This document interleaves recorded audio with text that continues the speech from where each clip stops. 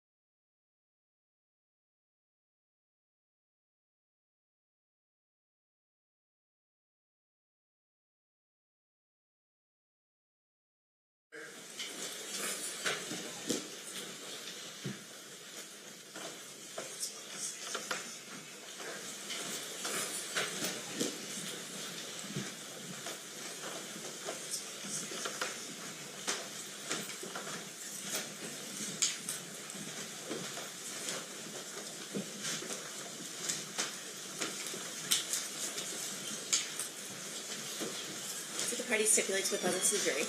Yes, Your Honor. Yes, Your Honor. You may be seated.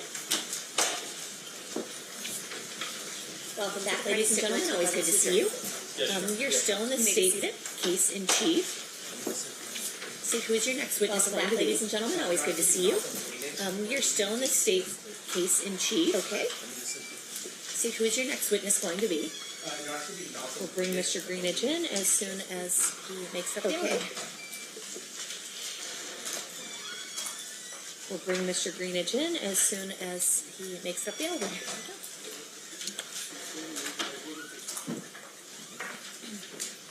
You do solemnly swear the testimony you're about to give in this action shall be the truth, the whole truth, and nothing but the truth, so help you God? You may be seated. You do solemnly swear the testimony you're about to give in this action shall be the truth, the whole May I truth, please and have you nothing but the state and truth, so spell help your you first God? and last name for the record? You may be First seated. name Malcolm, M-A-L-C-O-L-M-G-R-E-E-N-I-D-G-E. May I please have you state and spell your first and last name for the record? First name Malcolm, Thank you, Mr. Greenidge. Whenever you're ready, Mr. Ball, you may proceed. M-A-L-C-O-L-M-G-R-E-E-N-I-D-G-E. Thank you. Good morning, Mr. Greenidge. Good morning, my lad. Sir, is it fair to say that you were initially resistant to attending court? Thank you. Good morning, Mr. Greenidge. And in fact, we had to get a Sir, compelling is it fair to order say to get that you you, to come here. Were initially resistant to attending court. So you're here because a court, and in fact, in California, we had to get a compelling order to get you to come here. I want to ask you about, and so you're here because a court, did you know Mr. Shakur ordered you to come here? How did you know it? Yes, he was, I want to ask you about childhood friend, somebody by the name of Tupac family Shakur. member. Did you know Mr. Shakur? I did. How did you know it? He was, a childhood friend. Is it also fair to say that you guys work professionally together? Mentor. Can you tell us The about list that? goes on and on. Is it also fair to I say had that a you dream guys work professionally to be a together? rapper. Yeah. Can you tell us about that? Something in me. I had a dream to make that dream come true. Be a rapper. I was in a school, saw something in me. And is it fair to say that the Outlaws Help me make that dream come produced a true. number of CDs with Mr. Shakur and outside? And is it fair to say that the Outlaws produced a number of CDs? I'm going to direct your attention to the weekend of September 1996, specifically September. I'm going to direct your attention to the. Did you come out here to Las Vegas of September 1996? Specifically It was September a 7th. Mike Tyson fight. Did you come out here to Las Vegas? Yes, we did. It was Why?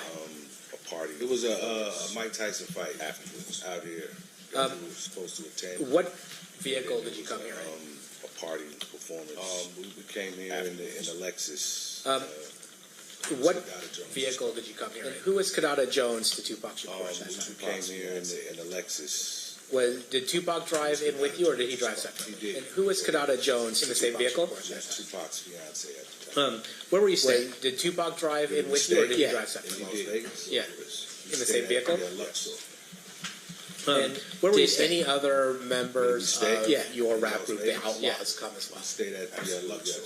Who came? Did any other members Two of more your rap group, the Outlaws, come as well? Did you end up going to the fight? Who came? Two more of my childhood friends, Raphael Fuller and Tari Cox. Well, Did you end up going to the during fight? that day, Tupac was Why? gambling and enjoying Vegas.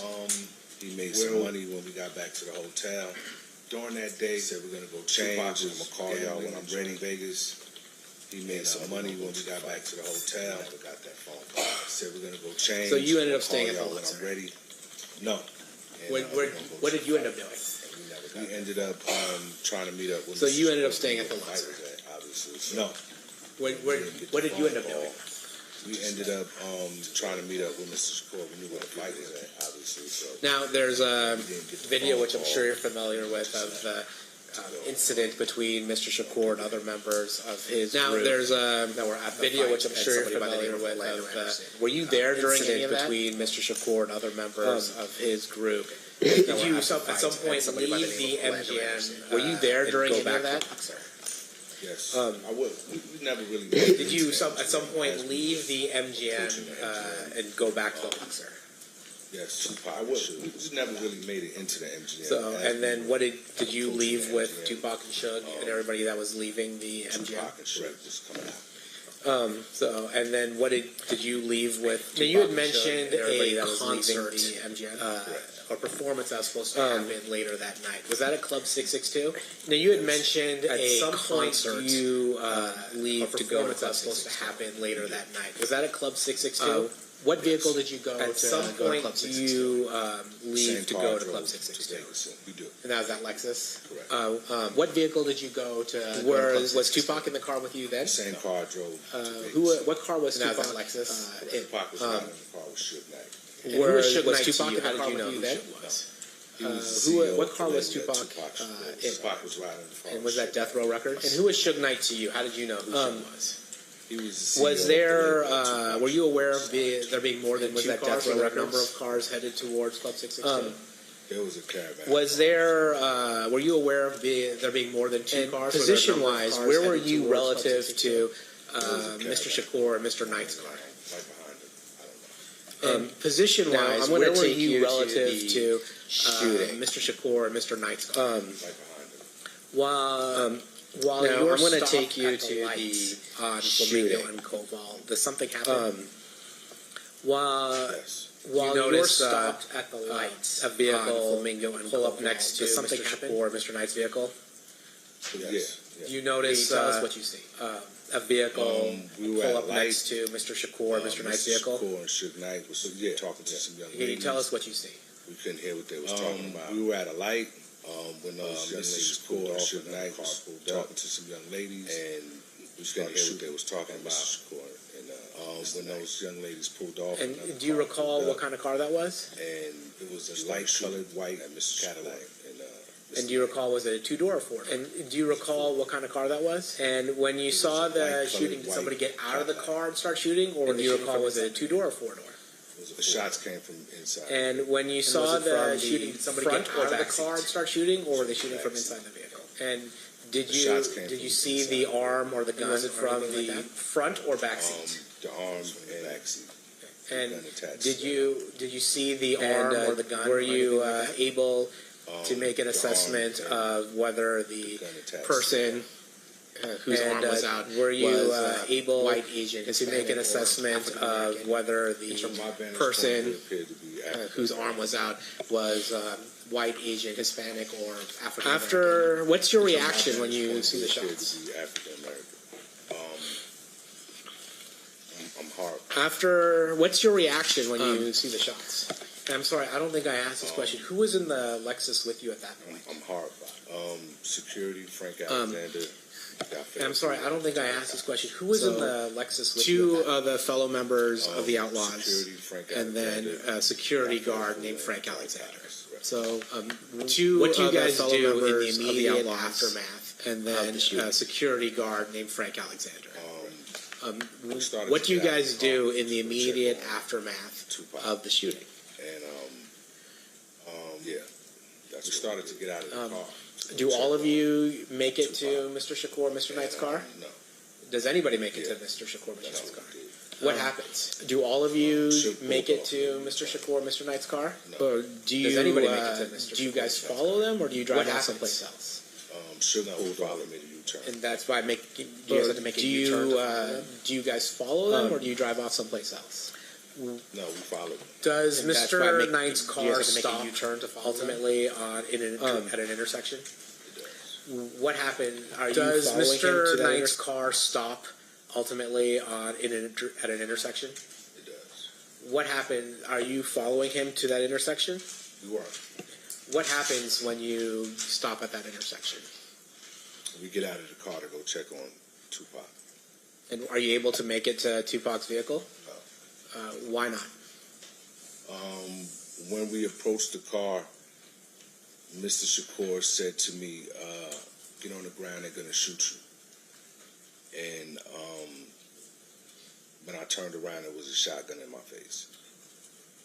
And who was holding the shotgun? Police officer. So what do you do? I got on the ground. Okay. Were you able to observe any of the injuries to Mr. Shakur at that time? I could not see the injuries to Mr. Shakur. Were you able to see any of the injuries to Mr. Knight? His head appeared to be bleeding. And how is it that you were able to see Mr. Knight's injuries? Because he was out of the car asking for help for Tupac. So then you're at basically the wrong end of a shotgun from a police officer and on the ground. How long are you in that situation for? It seemed like forever. Are you able to observe the events that are going around you? I can hear. And what do you see? Does medical ultimately arrive to help Mr. Shakur, Mr. Knight? And are they transported away from the scene? Correct. And then at some point, are you asked by police officers to give a statement? I am. And do you give a statement? I do. Okay. And do you, it's fair to say, or is it fair to say, that you weren't able to see the faces of the people in the Cadillac? That's correct. And so you couldn't identify who was there, who was in the car? Silhouettes. Okay. I'm gonna, Your Honor, may I approach? You may. I'm gonna show you what's been previously admitted as grand jury exhibit number 150. Do you recognize any of the folks in this picture? I recognize two of them. Okay, and there's a mouse there right next to you. Don't click on it, but if you can drag it to the people you recognize and tell us who they are. That's me. That's Katari Cox. And Katari Cox is one of the other artists who was part of your... Correct. Courtroom.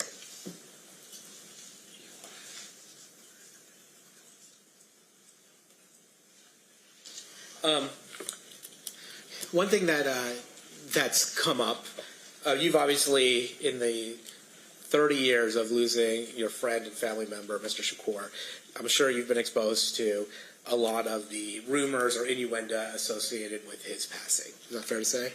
I've heard it all. Okay. One of the things is that Mr. Shakur was upset with his situation at death row. Have you heard that?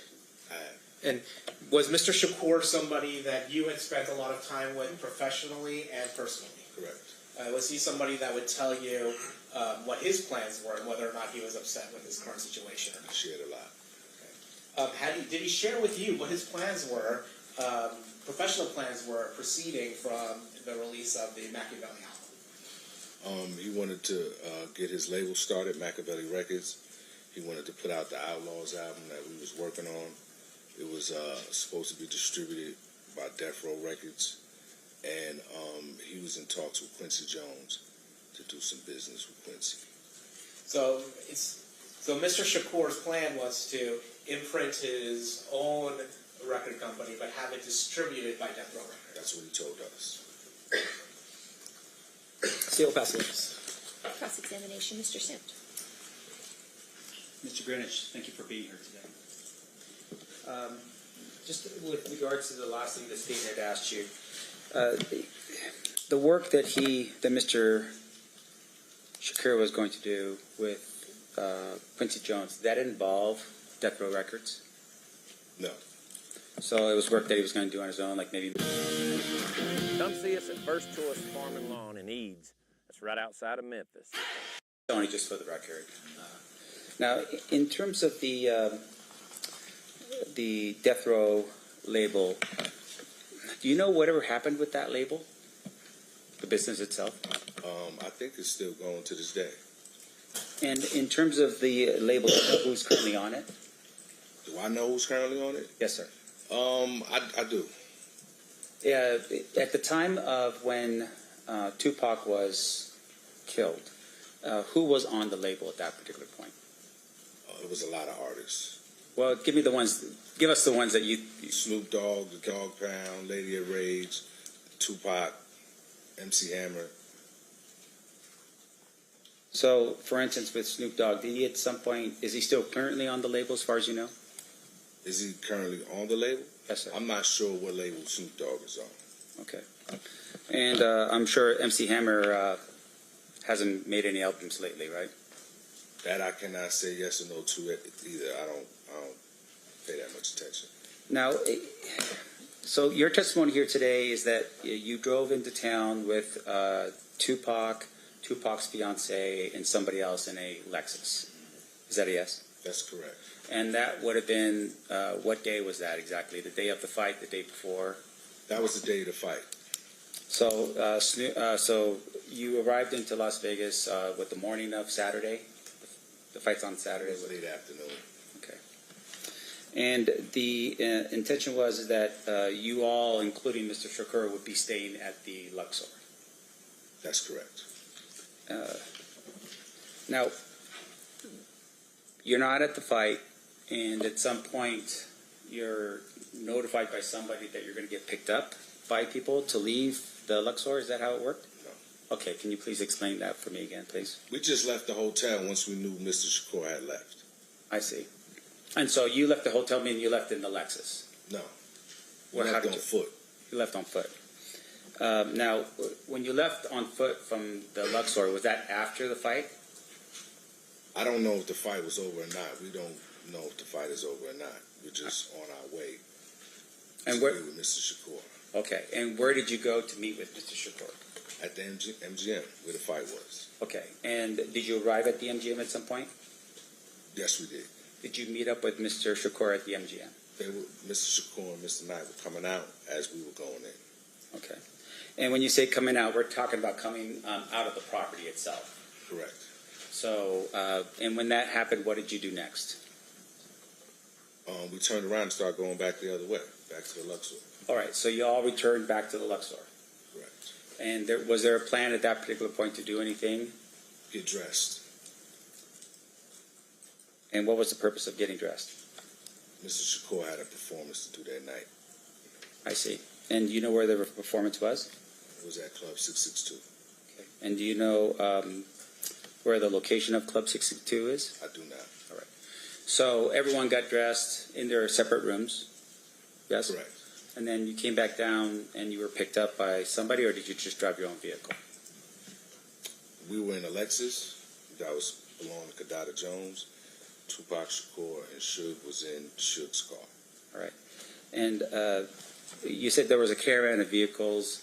I think the question was asked, do you know how many vehicles was in that caravan that came through the Luxor? I do not. All right. But in terms of where you were in relation to Suge's vehicle, how many vehicles back were you from Suge's vehicle? We were directly behind him. I see. And then when you leave the Luxor, where did you go next? We went to go head to Club 662. That was what I was told where we were going. Okay. But what did you eventually end up over at Suge's residence? Suge's Yeah. residence? Okay. So even though you said, okay, we're going to go to Club 662, ultimately, you actually went to Suge's residence first. Correct. All right. And do you know what the reason was for that I don't. detour? But, and fair to say, since you've been to his residence, it's a gated community? I don't remember how we got in. I don't remember if it was gated or not. Okay. And when, but you were there at Suge's residence, and at some point the caravan leaves Suge's residence and then starts heading towards 662. Correct. All right. Now, on the moment of the shooting, your testimony is you saw what you believe to be a white, was it a white Cadillac? Correct. Now, do you recall giving a statement to police officers that same morning or so that you thought it was either going to be a white or cream-colored Cadillac? You didn't know for sure? I don't remember what my statement was 30 years ago. So would a review of your statement help refresh your recollection as to what you told the detective that night? If you have that available.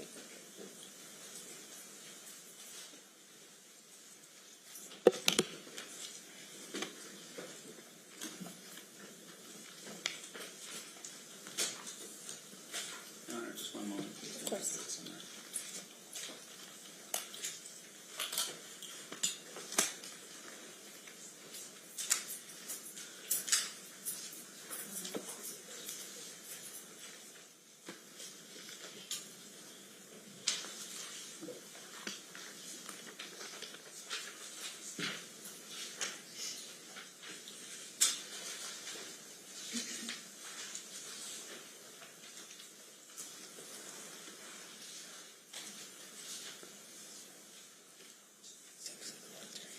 May I approach, Your Honor? You may. May I have leave to wander the courtroom freely? Sure. Thank you. Sir, I'm going to show you this. statement here. Just read it to yourself, just in that page right there. I'm just telling you you're done.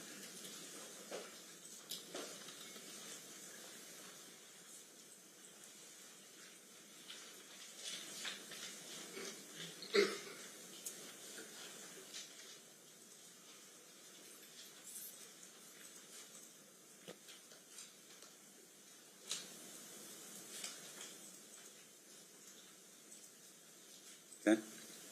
Does that help your refresh your recollections what you told police officers that night? Yeah, it's similar to what I just said earlier. Yeah. And that is, you said it was a light colored, when the question was asked, what color was it? White, I would say light. I'm not even going to say white. I'm going to say a light colored Cadillac. Correct. But once again, it's something that obviously in that sort of scenario would come off as either white or light colored, right? It's at night. Yeah.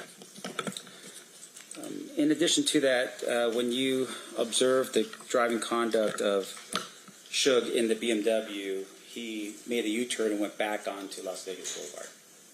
I don't know where he was going. That's where he ended up. Okay. And so at some point you all stopped because he stops. Right. And you get out of your vehicle to render aid to Tupac. No, it wasn't to render aid. It was to see how he was doing. Okay. And so when you approach Tupac, at that particular point, he warns you and says, and I'm sorry, I just want to make sure we're down, get on the ground, they're going to shoot you. Mm-hmm. Is that a yes? Correct. And that would have been because right behind you were police officers with a shotgun. Correct. Now, you're kept at the scene for some time, and you see a picture of you sitting on the ground, right? Correct. Do you know how many other of the caravan vehicles were present at the time that you had stopped at the final location where Tupac was at? I do not. Was it the same amount as what you had in the beginning when everyone was going to Shook's residence? I could not tell you. I have no further questions, John. Okay, and Thank you redirect Mr. Palal. Nothing for the state. Ladies and gentlemen of the jury, are there any questions for this witness? Please raise your hand if you have any. All right, seeing none, thank you so much. Oh, we do have one, sorry. Jumped the gun on that.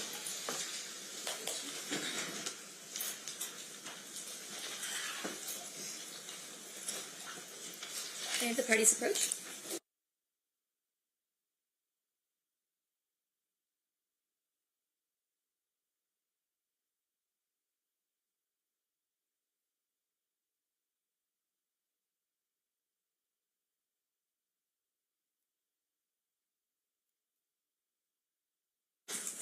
All right, Mr. Bainbridge, I have a question from one of our jurors for you.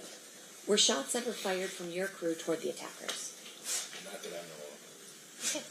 Any follow-up based on that state? Nothing for the state. Defense. Your Honor, just for clarification, sir, when we say crew, I'm going to ask you just in general, any of the vehicles in the caravan, do you know if any of those vehicles shot at the vehicle that was the light-colored or white?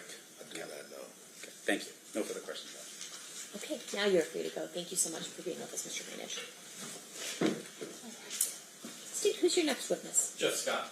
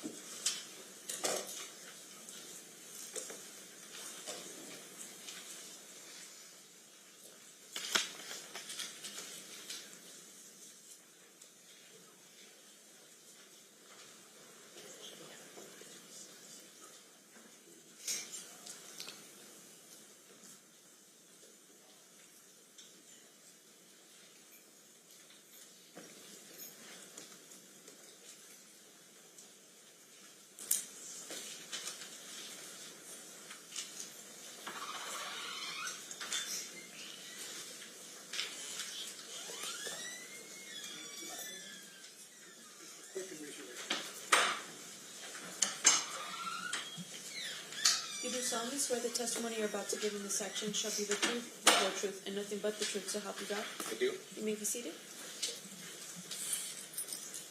May I please have you state and spell your first and last name for the record? Jeffrey Scott, Jeffrey-Scott. Thank you, Mr. Scott. Mr. DiGiacomo, whenever you're ready, you may proceed. Sir, how are you employed? I'm a senior crime scene analyst with the Las Vegas Metropolitan Police Department. What does that mean you do for a living? I respond to crime scenes and I document them using notes and photography, recover and impound evidence, and write reports based on the notes and the photographs.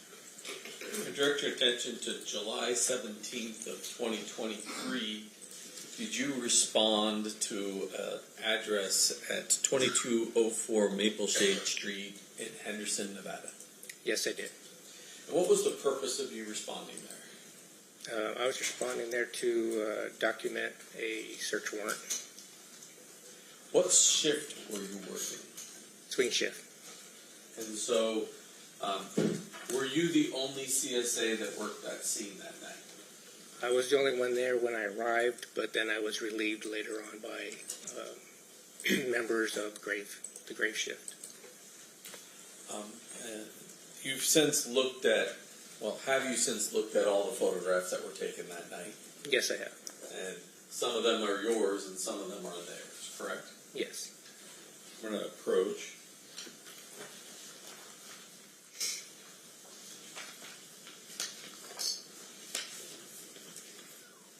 You can also wander the courtroom freely, Mr. DeGiacomo. Thank you. First set I'm going to show you is state's proposed 193 through 107.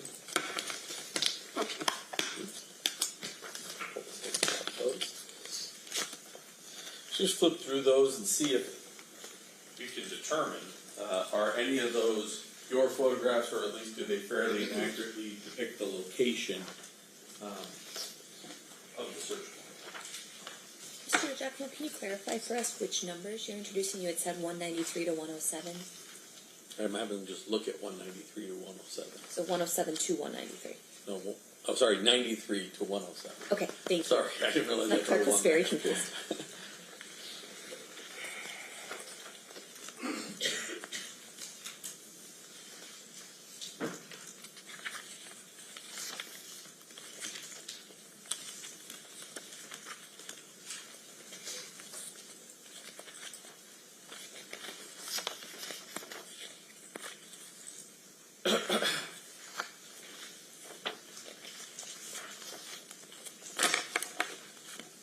Most of these are clearly not mine, the photographs that I took, but a couple of them might be. It's hard to tell. Okay. Let me ask you this. Is that what the front of the residence looked like? Yes. And so it accurately reflects what the front of the residence looks like? Yes. Move to admit 93, Judge. Any objection, Mr. Sant? No, you're not. That'll be admitted.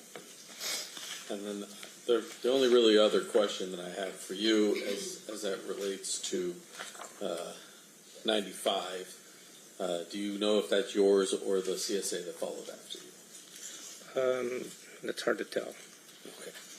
I probably took a similar photograph. Okay.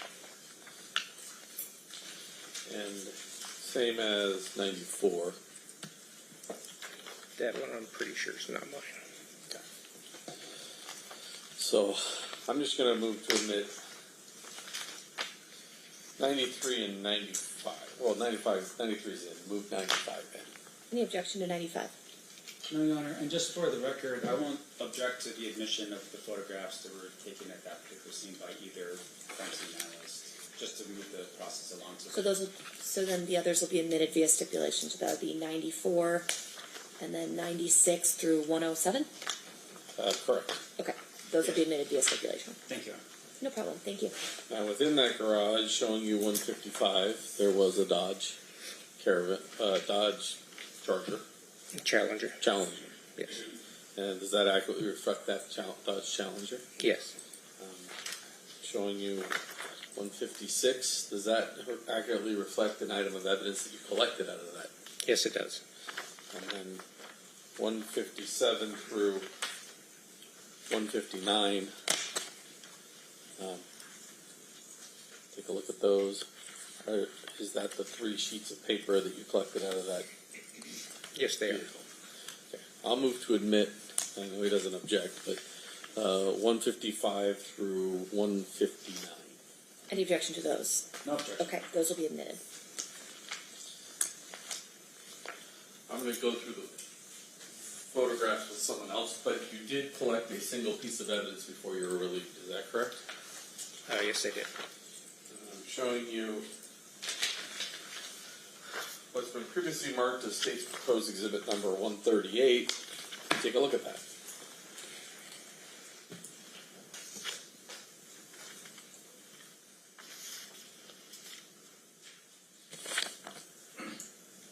Yes, this is the package in which I impounded those pieces of paper. And then we've had some discussions of packaging, so I'm not going to go through all that, but that's your seal on the back. Yes, it is. And with the exception of the slice that the defense, the clerk, and I put in this, it's in substantially the same or similar condition as when you impounded it. There's an additional date, and I think, yeah, it looks like somebody maybe cut the top and then resealed it. And if I were to tell you that was on 4/23/26, does that look accurate to you? Yes, If you open this, you'd expect to find those three pieces of paper you photographed, right? I would. Showing you what's been marked as 138A. Are those three pieces of paper? Yes. Move to admit 138 and 138A. No objection, Your Honor. So admitted. Thank you.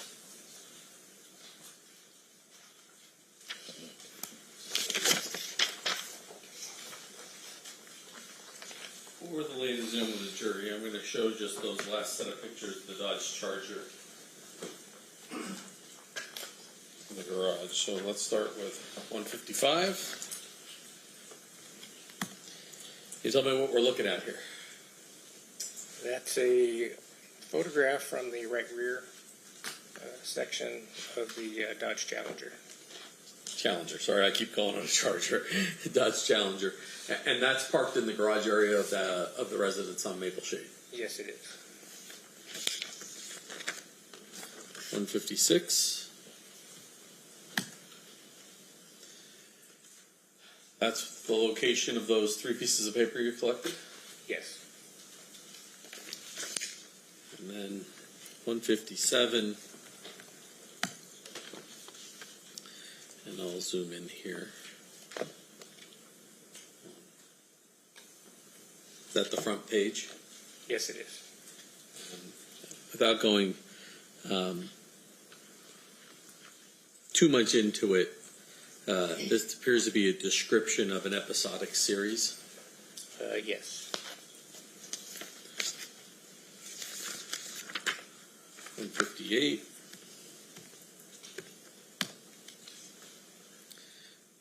Oops.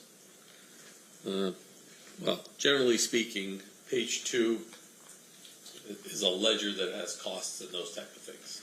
Yes, page 2 and 3 were was like a budget for the series.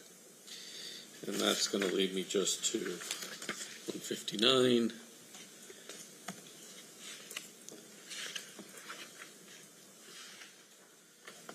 Appears the total budget was slightly under $1 million. That's correct. Thank you, Judge. I have no more questions. I pass the witness. All right, cross-examination by you, Mr. Sir. Thank you. Sir, just real quick, I heard the word. What's episodic? What does that mean? Episodic? Yeah. To me, it means occurring occasionally or regularly. And that's what you saw on that first piece of paper, right? Yes. And your testimony here today really is that you located that piece of paper and you captured it as part of your experience and training as a crime scene analyst. The detectives executing the search warrant located it and then had me come photograph it, and then I impounded it. Okay, and just for the jury so they understand what your role is typically in a search warrant is that you're summoned to the scene to conduct your, an investigation or at least a search of an area based upon what the detective or primary officer tells you is the intent of the search, but you also do your own search as well. Fair? It depends on the type of call, how much direction that I'll be given, or I'll be doing it myself. And with regard to this particular situation and this specific search, you were apprised prior to the search warrant being executed that this was going to happen on this particular day? Yes. And so the meeting that typically takes place where you arrive on a scene where a crime had just been committed, where everyone sort of gathers around, they have a conversation of what they're trying to look for. That meeting took place before the knock on the door and the execution of the search warrant. Yes. Now, in this regard, you understood that what you were going to do was walk in to look for certain things of evidentiary value, right? Yes. Can you tell the jury what things you were looking for of evidentiary value?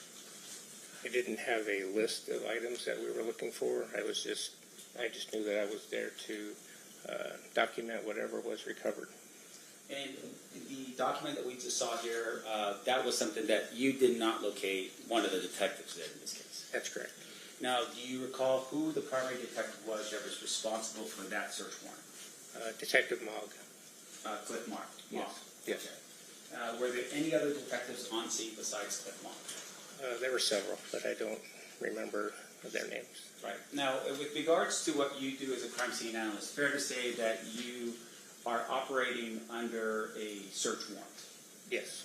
And a search warrant is a document that allows for law enforcement to go into someone's residence to look around.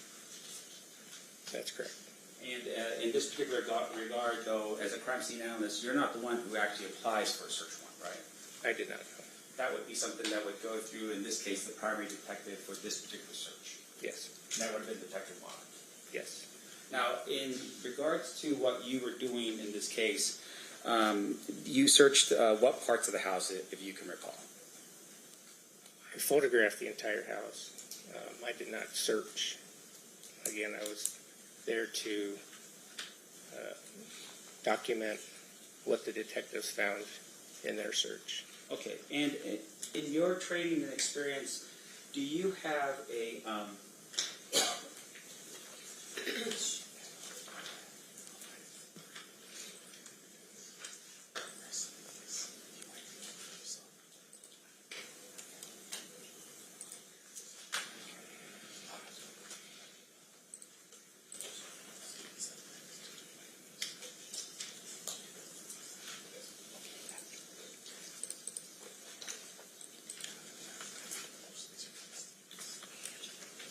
now, sir, your Get in and hold on. It's Cruising the Coast. 30 years, one legendary ride. It was after the officers had cleared the residence, and then I came in and I took all my photographs. And then the detectives executed the search warrant and they searched, and then I did follow-up photographs based on what they found. You did follow photographs. Yes. Now, and once again, for the jury, since we weren't there, the photographs you take at the beginning is each room as you find it. Yes. And then the photographs that are taken after the search is each room as you find it as well? I didn't photograph the entire house again. I photographed the items that the detectives located, wanted me to photograph, and then some items I impounded and some items I did not. Gotcha. And in terms of your photography, was there another crime scene analyst that arrived on scene that took additional pictures outside of the ones that you did? Yes. Do you know who that was? There were three members from Graveyard. It was King, Fellabom, and she was thin at the time, but she's West now. Okay. And those are the crime scene analysts that would have taken pictures of how each room looked like after the search? I'm not sure what they did. Did you take any photographs of any bins of photographs found at the scene? I don't recall taking photographs of the contents of bins.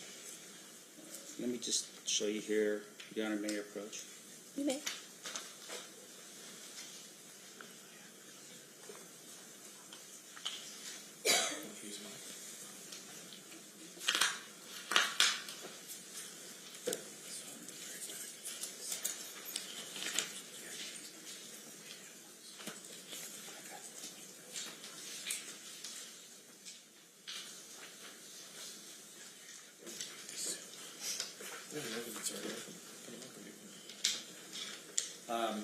Your Honor, just for the record, it's already been admitted as evidence, and this is State's Exhibit. Thank you for the State's Exhibit number 100.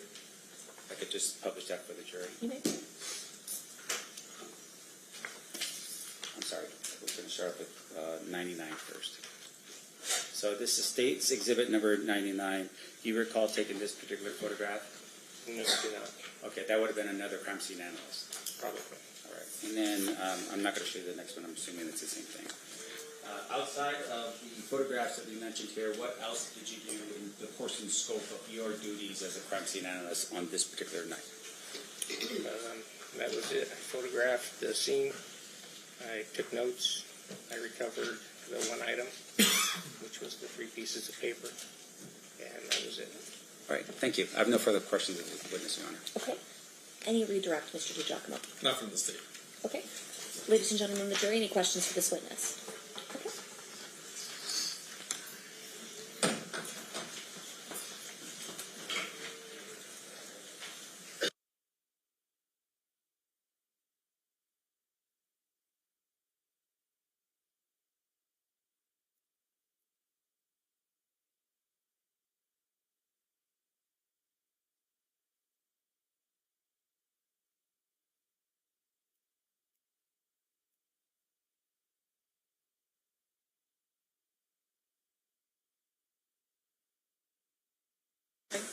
All right, Mr. Scott, question from one of our jurors.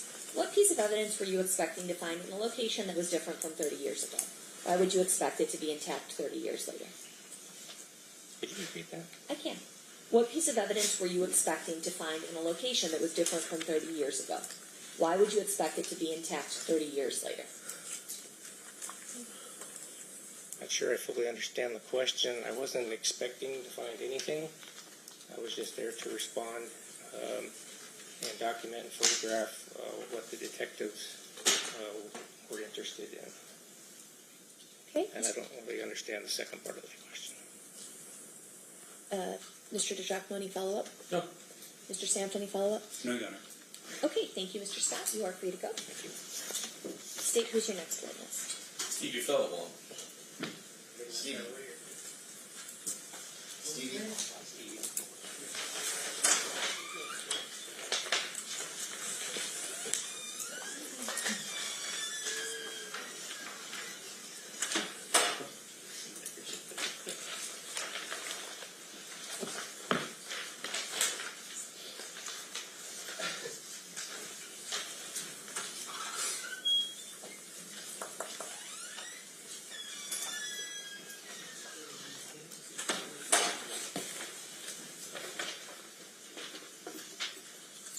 You do solemnly swear the testimony you're about to give in this action shall be the truth, the whole truth, and nothing but the truth, so help you God? Yes, ma'am. You may be seated.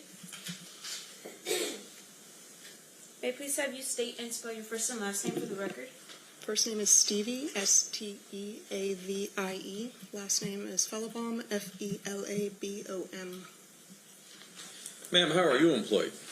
As a senior crime scene analyst for Hillsborough MPD. We just heard from Jeff Scott. Do you have similar qualifications and backgrounds as Mr. Scott? Yes, sir. Were you the relief crime scene analyst that responded to 2204 Mapleshade Street in Henderson? Yes, sir. And did you document with your own photographs, but also reviewed all of the photographs taken at that crime scene prior to your testimony here today? Yes.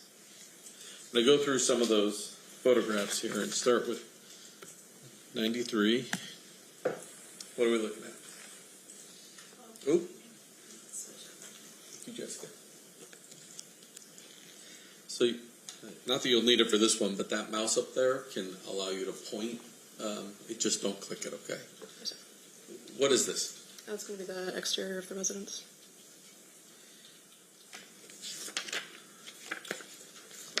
I guess we should go, I'll do 95 first. 95. What does this appear to be? The northeast master bedroom. And then 94 is a shot from the opposite direction. Yes. Sitting on top of that case over here,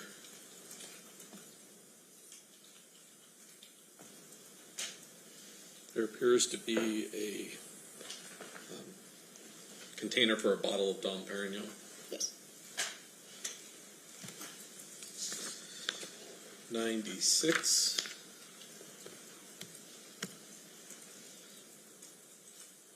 What are we looking at? That's going to be the dresser on the opposite side of the same bedroom. And at the bottom here, There were several books pulled out when I arrived. one of them is Compton Street Legend, one of them is Murder Rap, the last one is The Confused Mind of a Drug Dealer. Yes. Is that a yes? Yes.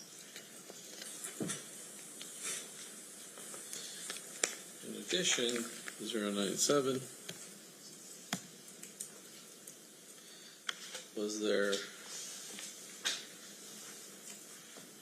a Vibe magazine? Yes. Did you wind up collecting the Compton Street Legend and the Vibe magazine? Yes, sir. Now in the garage, 098,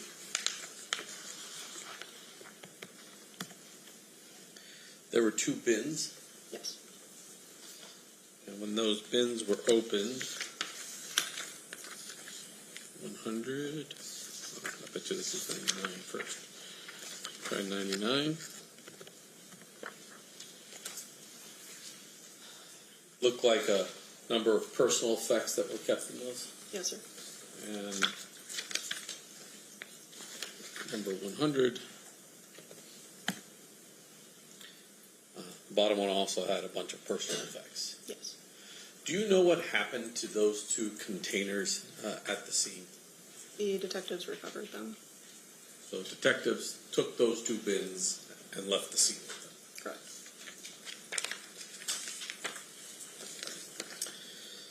This is exhibit number 101.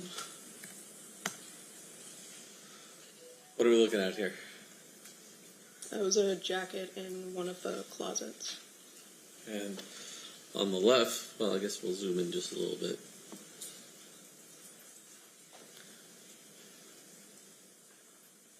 On the left side, it looks like it says Reg 64 trays, and on the right side it says KeffeD. Yes. And then if we skip to 103,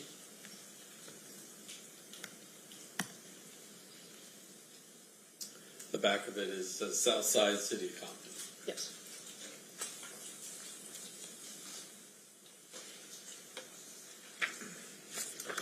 After you collect an item, do you photograph it either at the scene or back at the lab?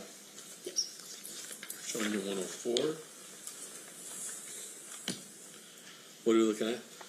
That's the photograph that I took of the Compton Street Legend book once I had recovered it and taken it back to the lab. And then 105. It's the back of the same book.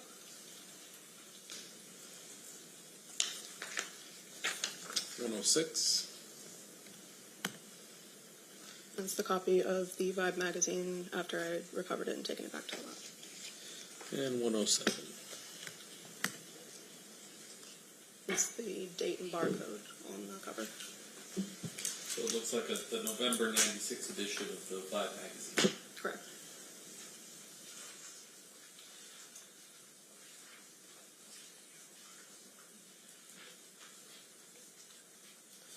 Oh, ma'am.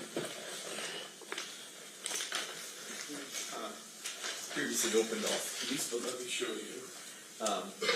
State's proposed exhibit number 148. Is that your evidence package from that night?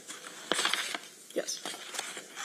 And among what else you recovered, would you expect to find both the book and the Vibe magazine inside there had it still been sealed? Yes. So let me start first with the Vibe magazine. This is State's proposed exhibit number 140. And which is, you recognize the bag on the outside? Yes. And what is that? That's the identifying information that we put on interior packages to include the event number, my P number and initials, the date that it was recovered, and the item number.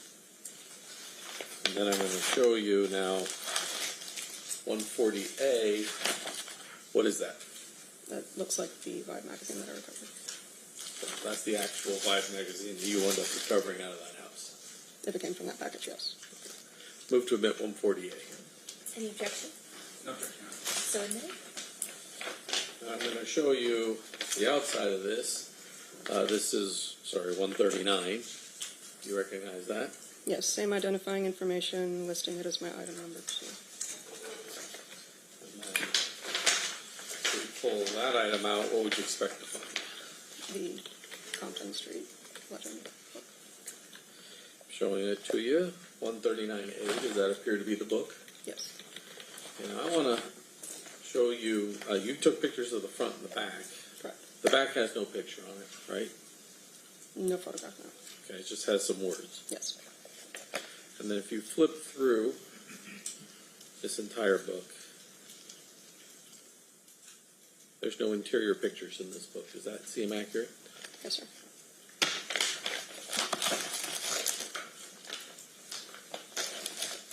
Because I moved in 148, correct? Any objection? Oh, I think I did move. They already moved in. Okay, thank you. I think the rest of this, we've agreed we're not going to move in. So Understood. I would pass this. You may cross. Thank you.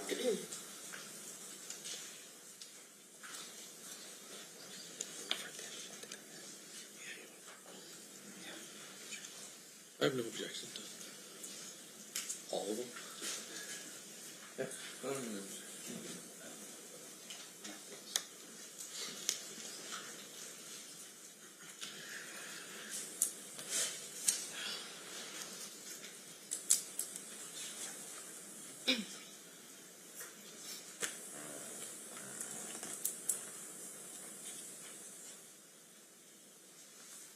Ms. Billabong, Yes, sir. how long have you been a crime scene analyst? About 9 years. And during that time period, these kinds of searches would be standard operating procedure for you. Assistant with the detectives, yes. Yeah. And once again, with regard to your training and experience, when you are conducting this kind of investigation, you're looking for things of evidentiary value, right? Yes, sir. Now, the evidentiary value part, though, is dependent upon what you learn at the scene from the primary officer or the detective that's conducting the search. Correct. And so whatever you're doing is within the parameters that they're asking for. Yes. Now, in this case, we've seen some pictures of some books and a jacket. Is that correct? Yes, sir. And when you arrived on scene, you were on scene for the later half or the latter half of the search. Yes. You weren't there for the beginning part of the search. Yes, sir. So the photographs you took are photographs that were of the areas and the rooms in the house after the search had been conducted. Yes. Fair to say, of course, is that each room was in disarray. The search had already been started, yes, sir. Yeah, and you don't know what they look like prior to you arriving on scene, but definitely after, there's things strewn around. Yes, sir. In your 9 years of experience as a crime scene analyst, when officers are conducting a search, they typically will be as thorough as they can be to look through everything in an area. Yes. Do they ever return those things back to how they found it before they entered into the room or the house? I would say it depends on the level to which they've moved everything. Yeah. If the entire closet's been empty, they don't typically put everything back. They do not typically put everything back? Not typically, no, sir. Okay, so you don't have any photographs that you took after everything was over where the room was put back into place, how these police officers found it? I have photos immediately before we left the residence after they'd finished searching, but not with everything placed as officers found it. I see. And so what you were documenting basically was, for lack of a better word, the thoroughness of each police officer's search of each room. The state that we left it in when we were clearing, yes, sir. Okay. Now, some of the things that we were shown in this case, did you ever at any point find electronics or were asked to take pictures of electronics at the residence? I believe the only electronic item I photoed was a laptop in the shed. All of the others were photoed by CSA Scott. Okay.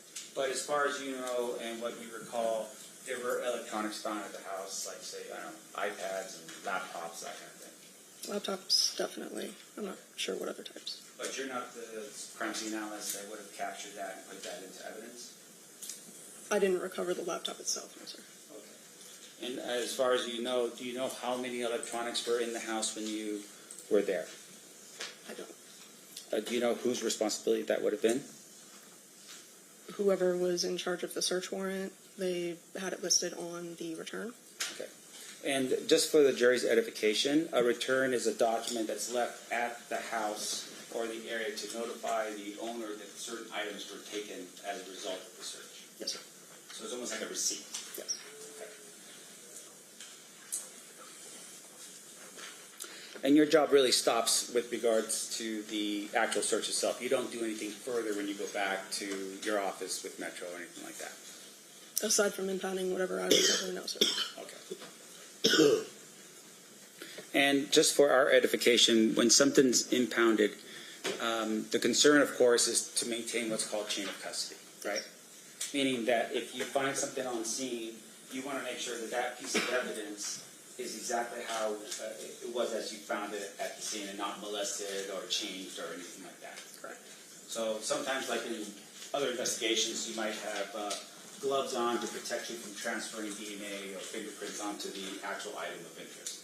I'm usually always wearing gloves, but yes, different DNA considerations depending So on. when you're telling us that you went back to make sure that certain items were impounded, items that you had taken and put it into an evidence baggie? Yes, sir. You took that to the evidence vault. I would have sealed it, and then we have a temporary hold that's locked, so I would have sealed it with all the identifying information and then placed it in that hold, and an evidence technician would have continued the chain of custody. And in terms of sealing it, you have a certain color of tape that you would put on the opening of the packaging to indicate that it's been sealed by you. Yes, sir. Ours is red, and then I sign that with my initials and the date that I'm sealing it. I see. And then do you put your initials on the actual tape itself or somewhere on the tape side of the... Across the tape and the package, so if it's moved, it's evident. Okay. And now, at some point in the future, if someone comes along, they can go into that evidence vault and remove your package out, right? If they check it out, yes, sir. And if they were to open it, they would have to open it from some other side of the packaging. Typically, yes. And then when they seal it, to return it back to the evidence vault, they would actually put a different type of tape on it to indicate that it came from somewhere else. I've seen red and blue used, so depending on the circumstance, yes. Okay. Now, the bins of photographs that we see in the pictures, and I think this is State's Exhibit number 199. Sorry.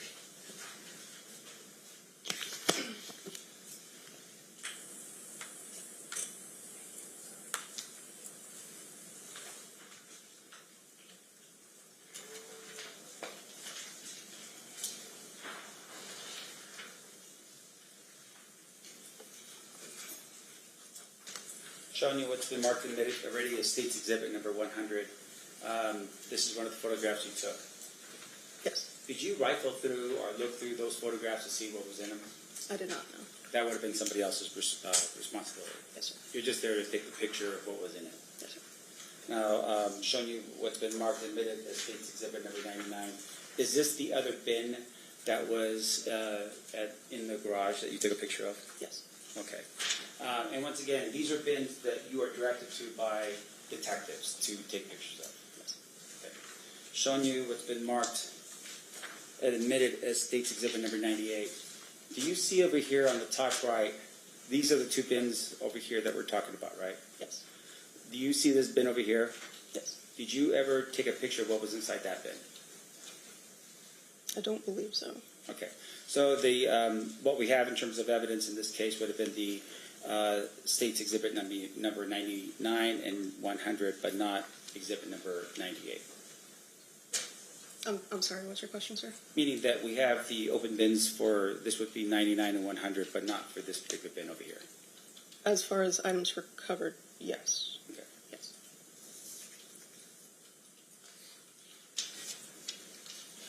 Now, I'm showing you, if I may approach your honor. You may. I'm showing you what's been marked as proposed defense exhibits F through W, UU. If you could just look through those photographs real quick.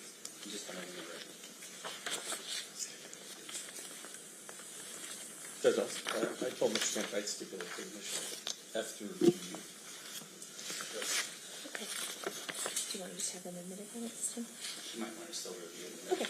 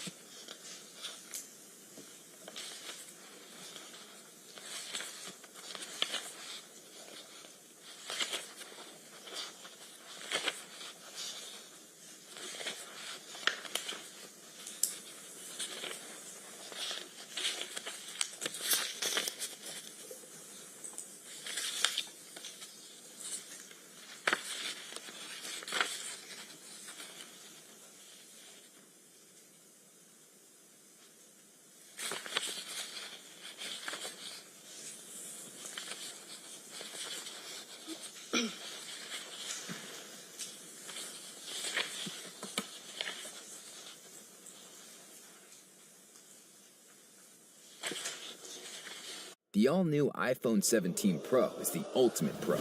And once you experience it, you'll want to experience even more. More close-ups. More perspective. More joy. And with C Spire's network for connected living, well, there's more to see. And right now, new and current customers can get the new iPhone 17 Pro on us with trade-in. C Spire, customer inspired. Defense Exhibit UU. They will now be admitted. It will now be admitted? Yeah. Thank you, Honor. All right, and just for our edification,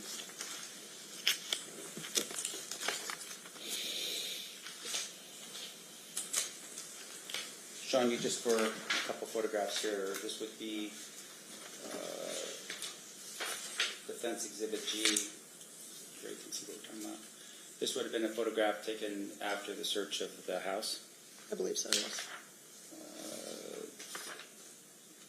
Defense Exhibit I, as in Isaac, is that another photograph taken after the search of the house? It appears so, yes. This is Defense Exhibit J, another photograph taken. Yes. Along with that, this is Defense Exhibit K, another photograph. Yes, sir. Defense Exhibit L. Yes. Defense Exhibit N. Yes. Okay. Your Honor, I have no further questions. Thank you very much. Okay. Anything further by the state? No. Ladies and gentlemen of the jury, any questions for this witness? Seeing no hands, Ms. Feldbaum, you're free to go. Thank you so much for being with us today.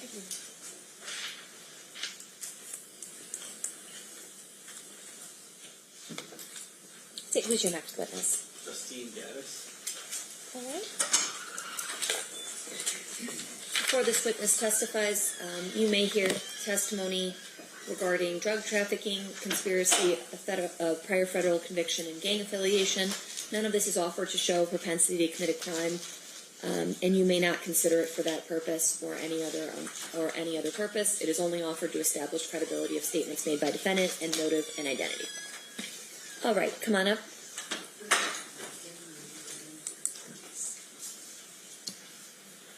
You do solemnly swear the testimony you're about to give in this section shall be the truth, the whole truth, and nothing but the truth, so help you God? Yes, I do. You may be seated. Thank you. May I please have you state and spell your first and last name for the record? Justine, Justine, Gaddis, Gatus. Thank you.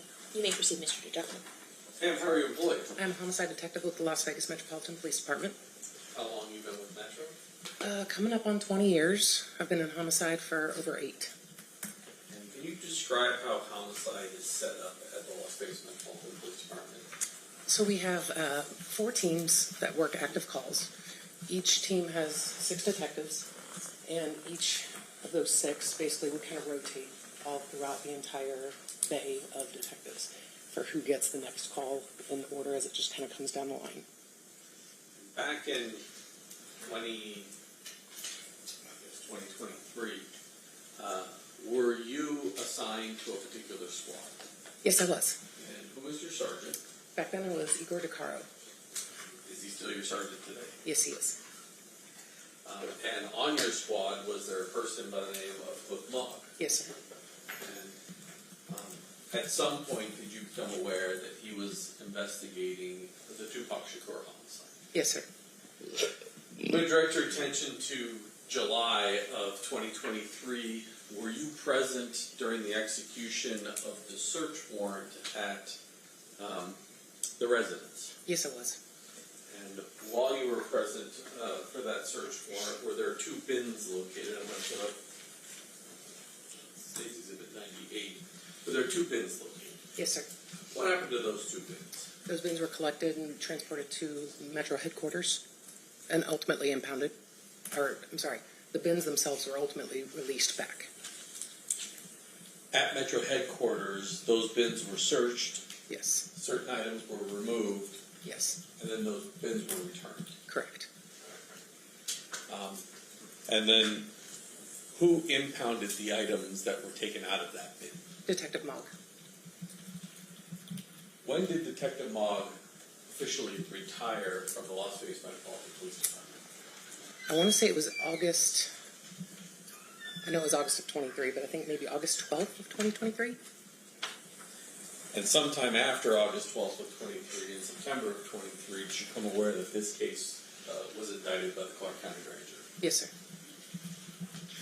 Were you and Sergeant DeCaro assigned a role to assist now investigator Mogg if he needed a peace officer? Yes, sir. And I'm going to go through just some of those things. But on April 23rd of 2026, did you go to the evidence hall? Yes, I did. Who was with you at the evidence hall? You and Mr. Banu, Igor DeCaro, Mike Stampf, his investigator, Aaron Stanton, and I'm sorry, I don't know your name, his female assistant partner. Megan? Yes. Okay. Was Cliff Mogg there too? Yes, he was. And what was the purpose of us all going down to the vault? To review the evidence that has been impounded for this case. And were you the peace officer, you and Mr. DeCaro, the peace officers, or Sergeant DeCaro, sorry, the peace officers that were present for purposes of touching the evidence, opening the evidence, reviewing the evidence with the defense and the state? Yep, and then I resealed the evidence. That's correct. Show you what's been marked as State's Proposed Exhibit number 132. Is that the original impound from Detective Mogg that we wound up opening and going through everything in? Yes, sir.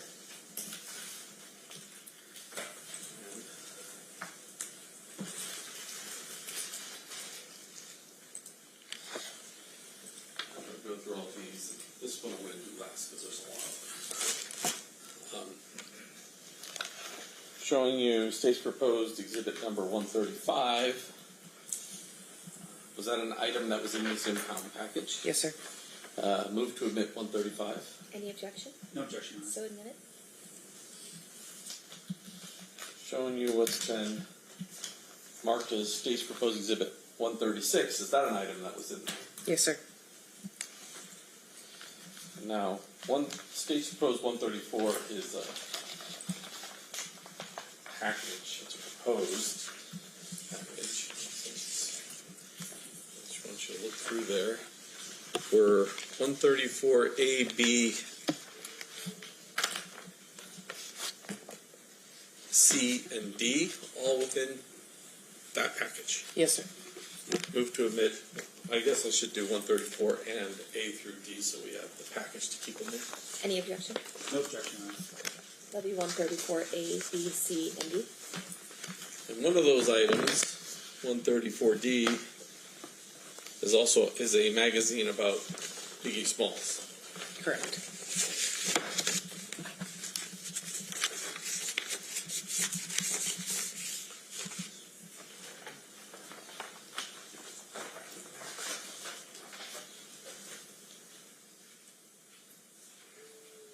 some miscellaneous items collected, but I think we are all putting in 133, but I don't have a cover for 133. Madam Clerk, is there any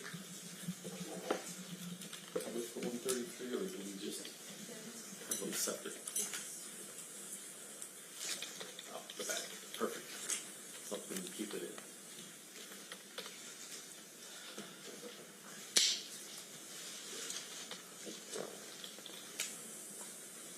$133, I think, is technically the bag, but there's a Lakers ticket that's marked.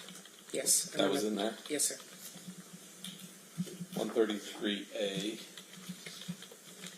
E, C, D, E, F, G, H, I, J, K, and L were all within this package. Yes, sir.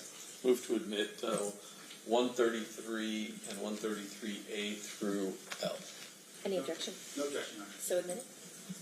And then lastly, was there this Photo book, yeah. photo book, 137, Yes. and then were there a number of items that were inside this photo book? Yes, sir.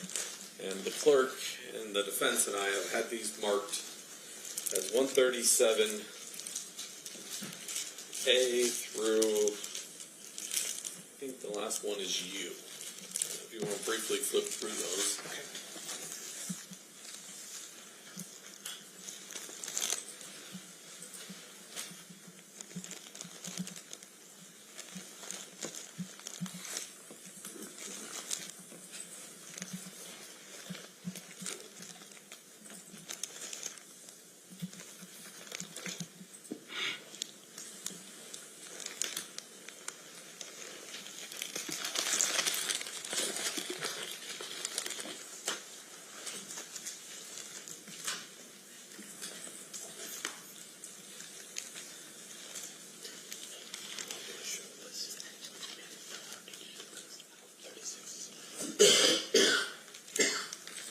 Judge, is 136 admitted? I believe I offered it. Yes. It's not. It is not. I think you acknowledged this was in there. Yes, sir. Move to admit 136. Any objection? No objection, Your Honor. So admitted. All of those were within this, call it scrapbook for lack of a better term. Yes, sir. So I want to go through some of these items, and if you could put it on the overhead.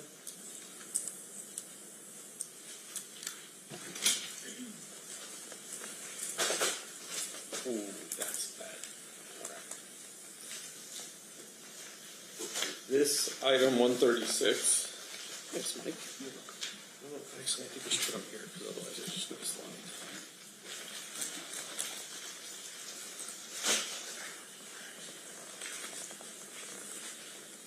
$136 is actually what appears to be, well, it says an affidavit and a search warrant Correct. from the Compton PD. Yes, sir. And it appears that it's dated May 27th of 1997. Correct.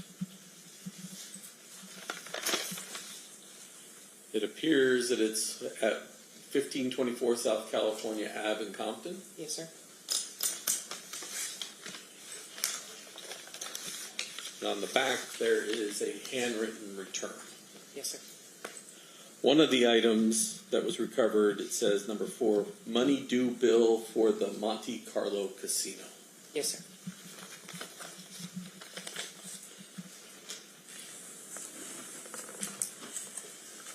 Let's go through the items that were in the scrapbook, and then I just messed up their entire order, so I guess it doesn't matter which order. Let's just show some of the newspaper articles. So, State's Exhibit number 137H. I'm sorry. You said 137? 137H, did we? I don't have that listed as a just. Didn't I offer everything 137 and 137A through you? You listed it, but you didn't Yes. ask for it to be admitted. It'll be admitted at this time. Thank you. No objection, Your Honor. Okay, perfect. By stipulation. This appears to be article about Mr. Shakur's death. Yes, sir.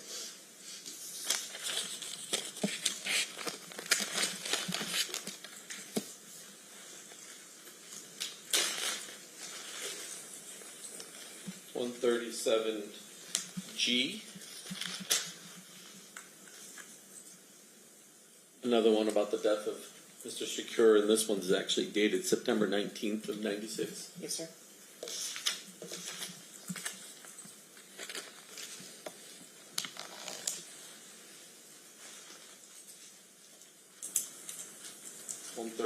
U.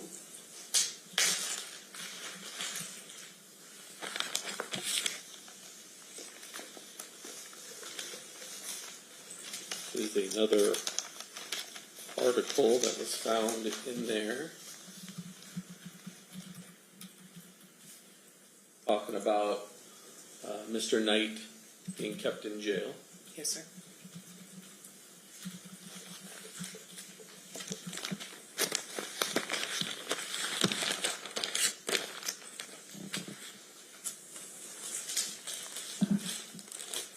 .137 appears to be in a newspaper article about a bad rap for new artists. That's correct.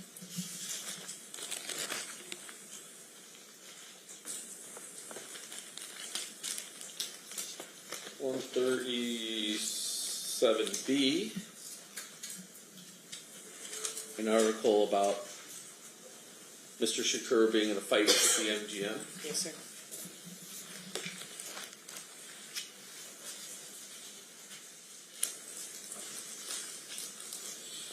.137C,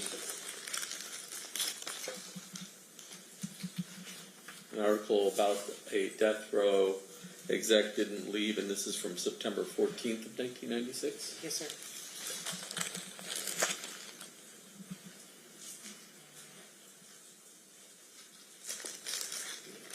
This one. This is 137D.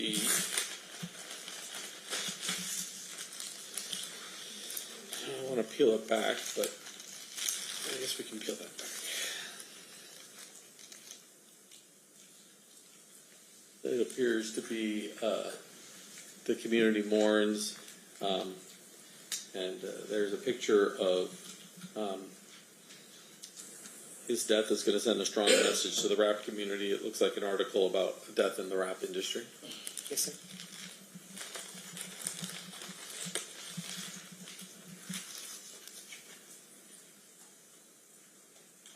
And if we, I don't know if I can zoom this in.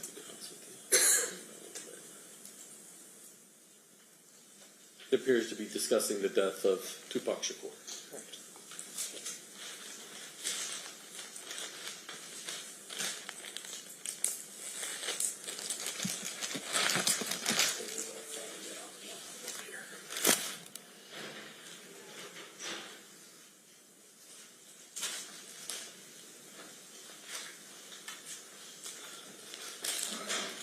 .137E,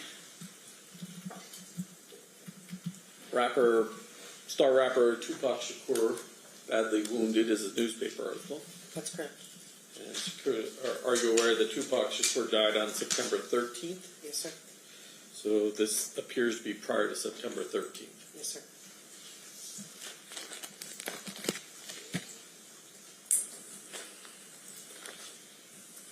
.137F.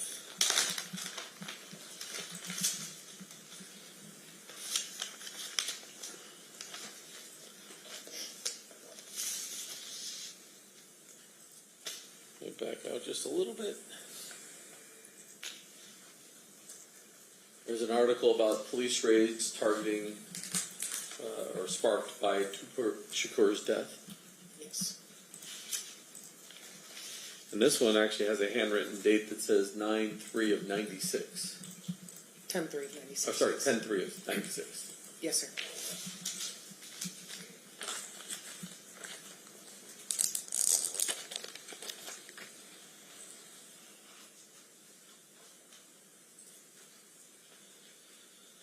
.137I. You can probably read it without me pulling it out.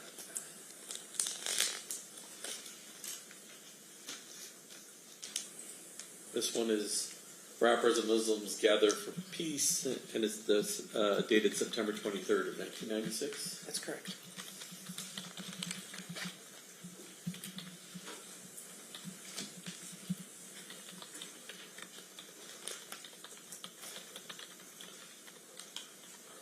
.137J. Appears to be an article titled Night, related to Suge Knight. Yes, sir.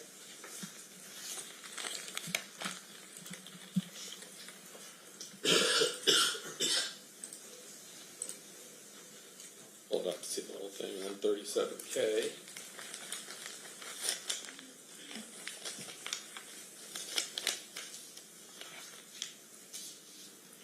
It's an article entitled 22 Held in Shootings Possible Shakur Payback. Yes, sir. As well as another piece of an article, Complex Life Comes to an End. That's correct. And it looks like it discusses the death of Mr. Shakur on the back. Yes, sir.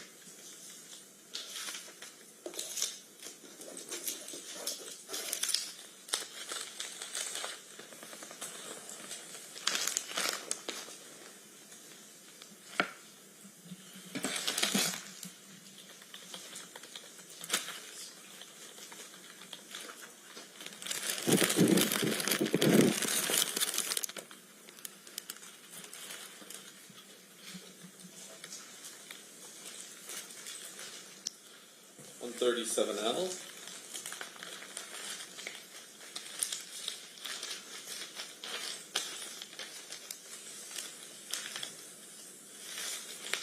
This appears to be an article about the death of Biggie Smalls. Yes, sir.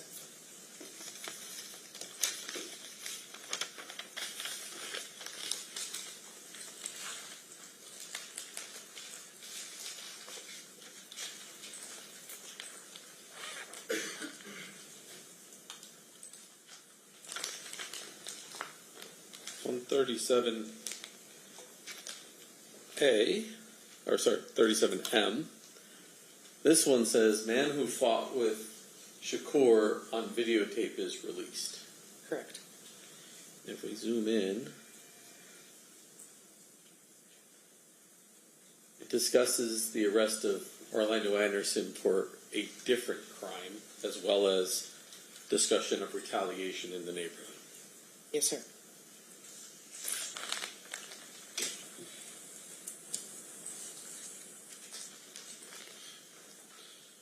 .137N.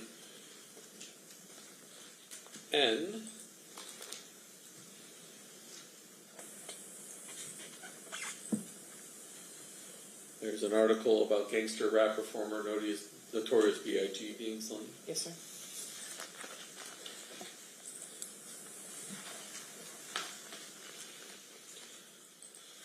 .137O. An article about gang ties suspected in killings. Yes, sir.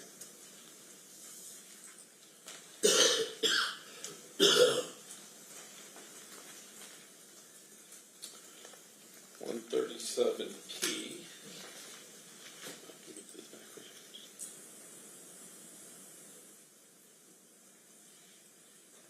An article from September 16th, 1996, obviously related to Tupac. Yes, sir.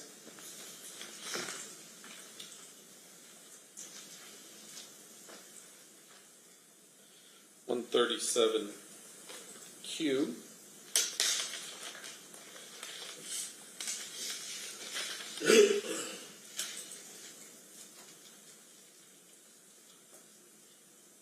This is about a rap lawyer's contending detective lie. Yes, sir. And it starts off with, they seek dismissal of judge's ruling in probation case saying Las Vegas investigator committed perjury about Marion Suge Knight's alleged role in the assault before Tupac Shakur slaying. Yes, sir.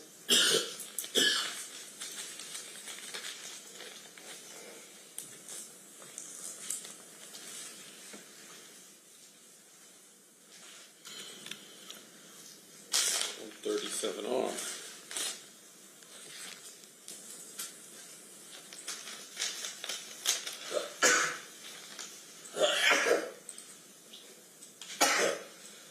This appears to be sort of a combination of both Biggie and Tupac's murder, but bullet-riddled rap is how it's titled. That's correct. And then it says, It probably took identity thieves 3 seconds to steal my identity, but it took me 3 months to resolve the problem. Restoring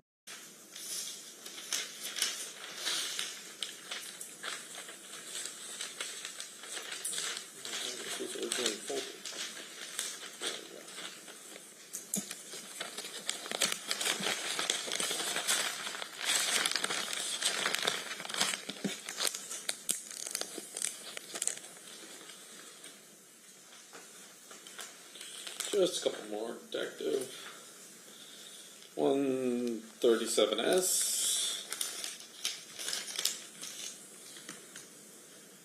An article entitled Living Dangerously. Yes, sir. And it appears, if you look really close at the bottom, this is from People magazine in September 23rd of 1996. That's correct.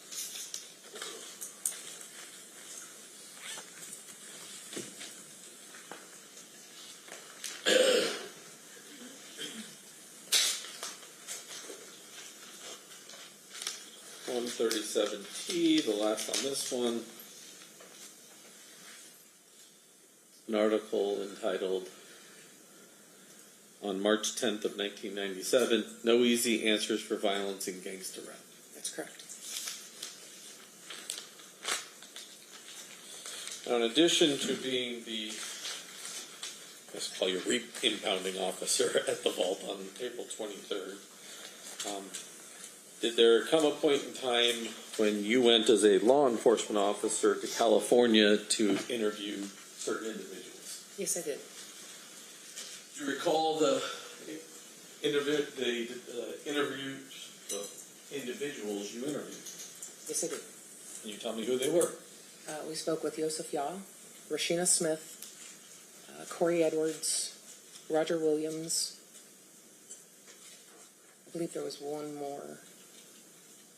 I can't remember. Mob James? Yes. James McDonald? Yes, James McDonald. That's who it was. In addition to that, did you become aware that in this proceeding, well, let me ask you this. As a homicide detective, do you know what a compelling order is? Yes, I do. What's a compelling order? It's basically an order issued by, well, in this example, it's issued by the state of California, compelling witnesses who live there to appear in front of the court. We have to ask our court to issue some documentation, and then we have to ask their court for a compelling order. Correct. Judge, I'd ask you to take judicial notice that you've issued compelling orders for Trayvon Lane, Roger Williams, James McDonald, Corey Edwards, and Fergie Brooks.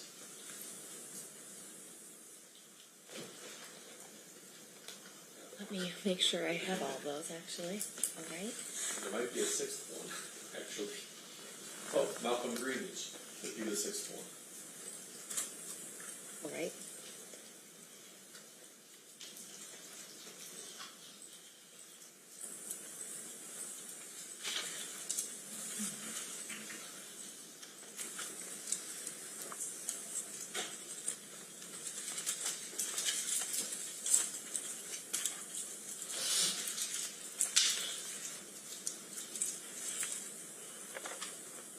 Corey Edwards, I'll take judicial notice of that one.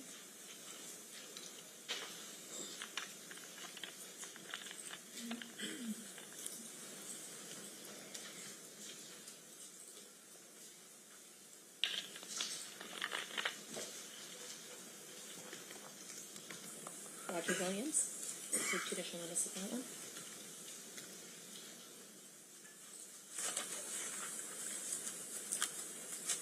James McDonald. James McDonald. I'll take judicial notice of that one. And then there's another block of them a little later. Correct. I think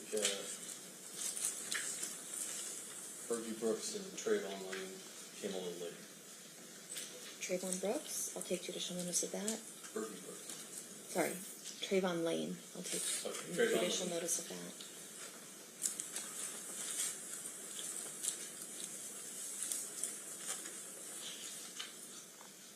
And, all right, Fergie Brooks. And then recently Malcolm Greenwich. Recently, Malcolm Greenwich.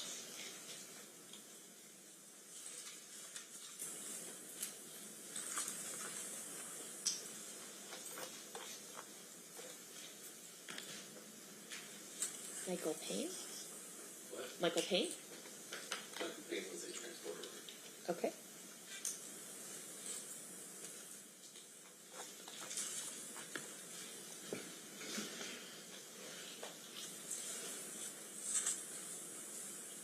Malcolm Greenwich. All right.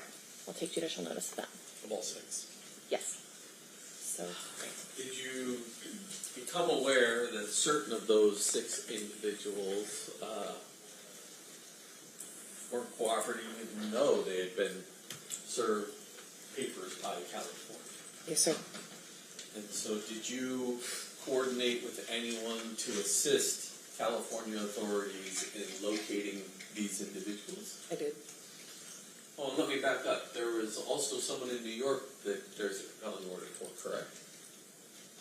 I'm not sure if the order was served or issued, but yes, I know the individual in New York.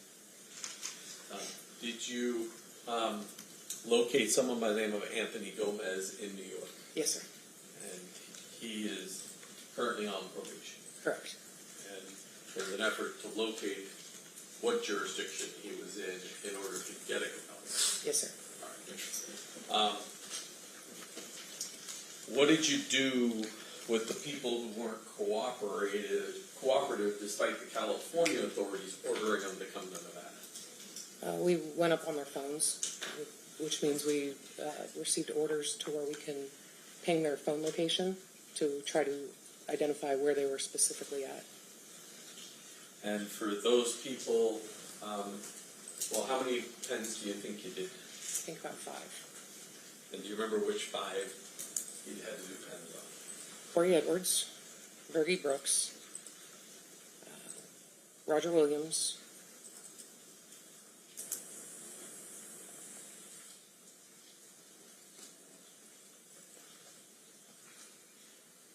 Was there Malcolm Greenwich on yes, Malcolm was, yes.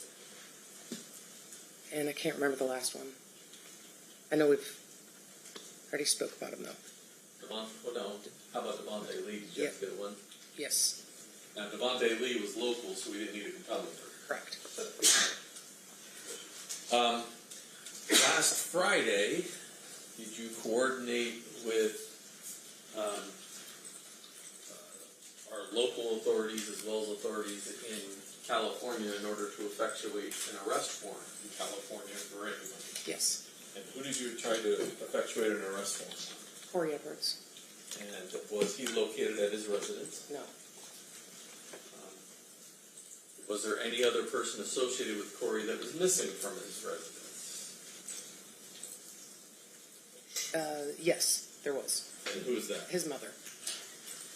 And is your understanding that she is 95 years old and an invalid? She's in poor health, yes. On Monday, was there an effort at another location in Compton to effectuate an arrest warrant for Mr. Edwards? Yes, there was. And was that successful? No, sir. Thank you, Detective. I'll pass the witness. Thank you. all right, cross-examination, Mr. Stamps.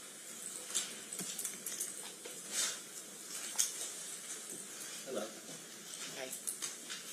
How are you doing, Detective Gaddis? I'm good. How are you? I'm doing all right, thank you. Thank you for appearing here today. Yes, sir. Now, your testimony is based on your work with Clifford Mogg from 2023 on. Well, I've worked with retired Detective Mogg since 2018. Okay, so in 2018 to 2023, what did you do in furtherance of this case? I personally did not do a extensive amount of anything. This primarily was being investigated by Detective Mogg. Right. And so from 2018 to 2023, you didn't do anything of real note. Would that be fair to say? Yes, sir. Okay. Now, as a detective with Metro, obviously you have to qualify to become a detective in the homicide division of Metro. We have a testing process. Yeah. And it's one of those things where just because I asked to be on the homicide team doesn't mean I'm going to get on the homicide team unless I demonstrate qualifications to get there. More or less, yes. Yeah. Now, in terms of your training experience, though, fair to say it starts in the police academy as you're getting ready as a cadet before you become a full-fledged officer? It's a police recruit, but yes. Okay. And while you're in the academy, you learn skills that would help you become a successful police officer in our community. Correct. One of those things that you learn, of course, is how to write reports. Yes, sir. Officers' reports are a crucial tool that you would use in furtherance of your job as a police officer in Las Vegas. Yes, sir. With regards to police officers' reports, sometimes you don't have to write a report. I would assume, like, for instance, if you pull someone for a traffic ticket and on the citation you could write some notes or something along those lines, that wouldn't require you to do a police report. That's correct. Or officer's report. Yes. All right. But in terms of when you're conducting an investigation, fair to say that typically a officer's report would be written? Typically, yes. Yes. Now, can you explain to the jury why an officer's report would be important in the furtherance of an investigation? The officer's report primarily is for our own reflection to recall really all the steps that we took throughout the entirety of an investigation. So it's a document that we can refer back to without going to each and every document specifically. Now, fair to say, though, that the officer's report also helps in the event that, say, for instance, you get promoted to become a sergeant and someone else takes over your caseload because you're no longer the detective, right? Yes, sir.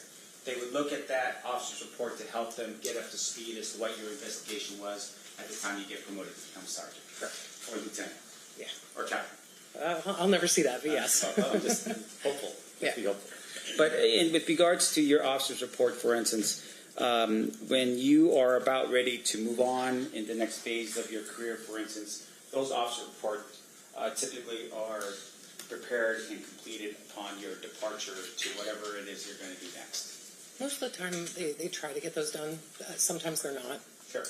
Now, in terms of sometimes or not, can you tell us when is there an exception to the rule of when you do your officer's report after, say, for instance, when you retire?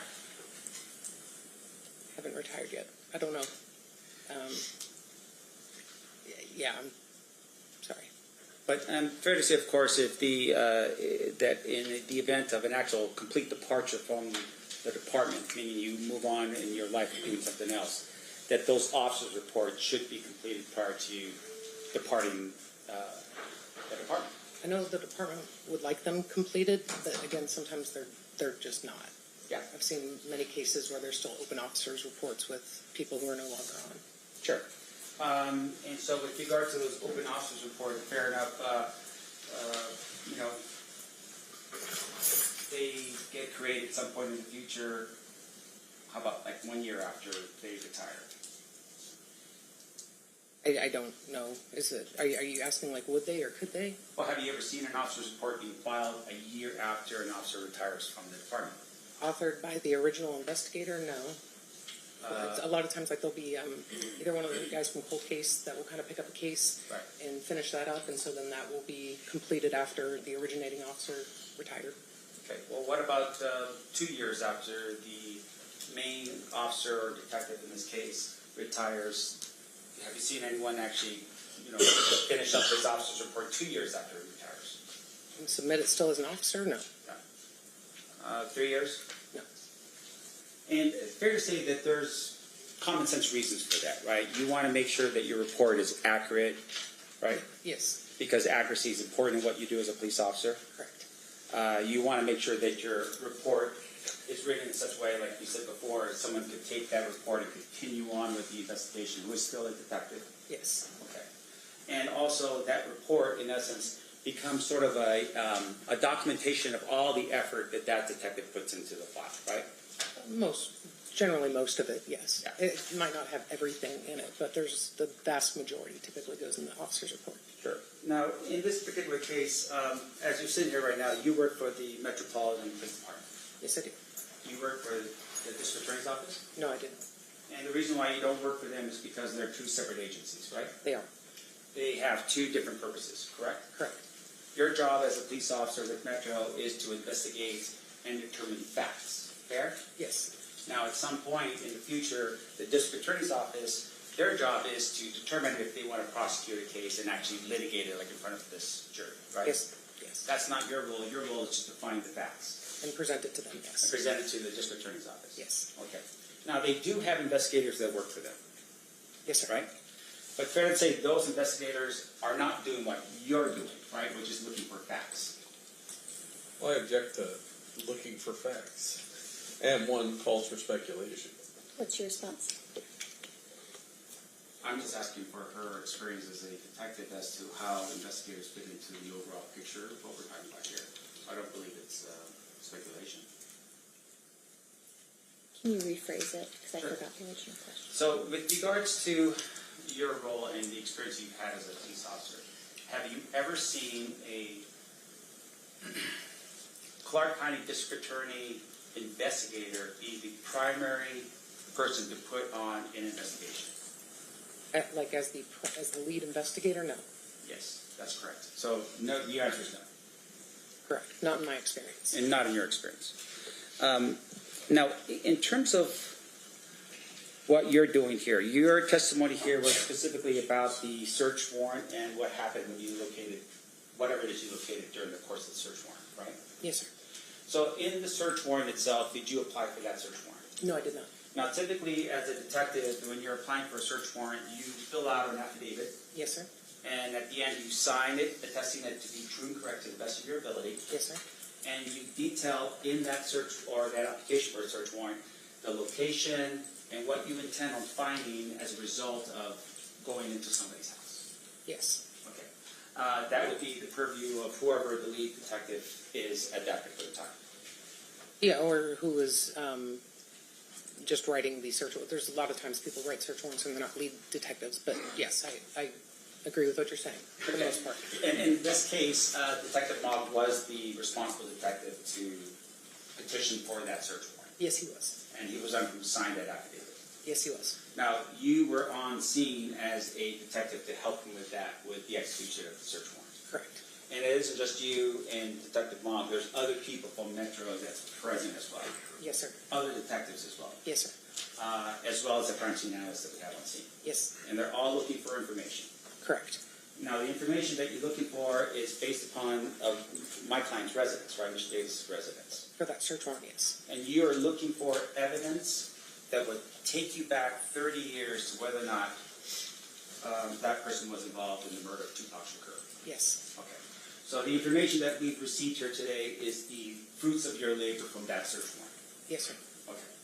Now, in addition to that, there were numerous different electronic devices that was taken from the scene. Yes. Now, are you aware that one of the intents or one of the focuses of the search was to look for evidence or facts specifically about the writing of a book? Yes. Okay, meaning the book that you had shown to the jury, that particular book, there was a search or at least an intent to look for evidence that would help support whether Mr. Davis had a manuscript. I don't think I reviewed a book up here when I was being shown the evidence. I know the book that you're referring to. Right, and I'm just showing you, once again, if I could have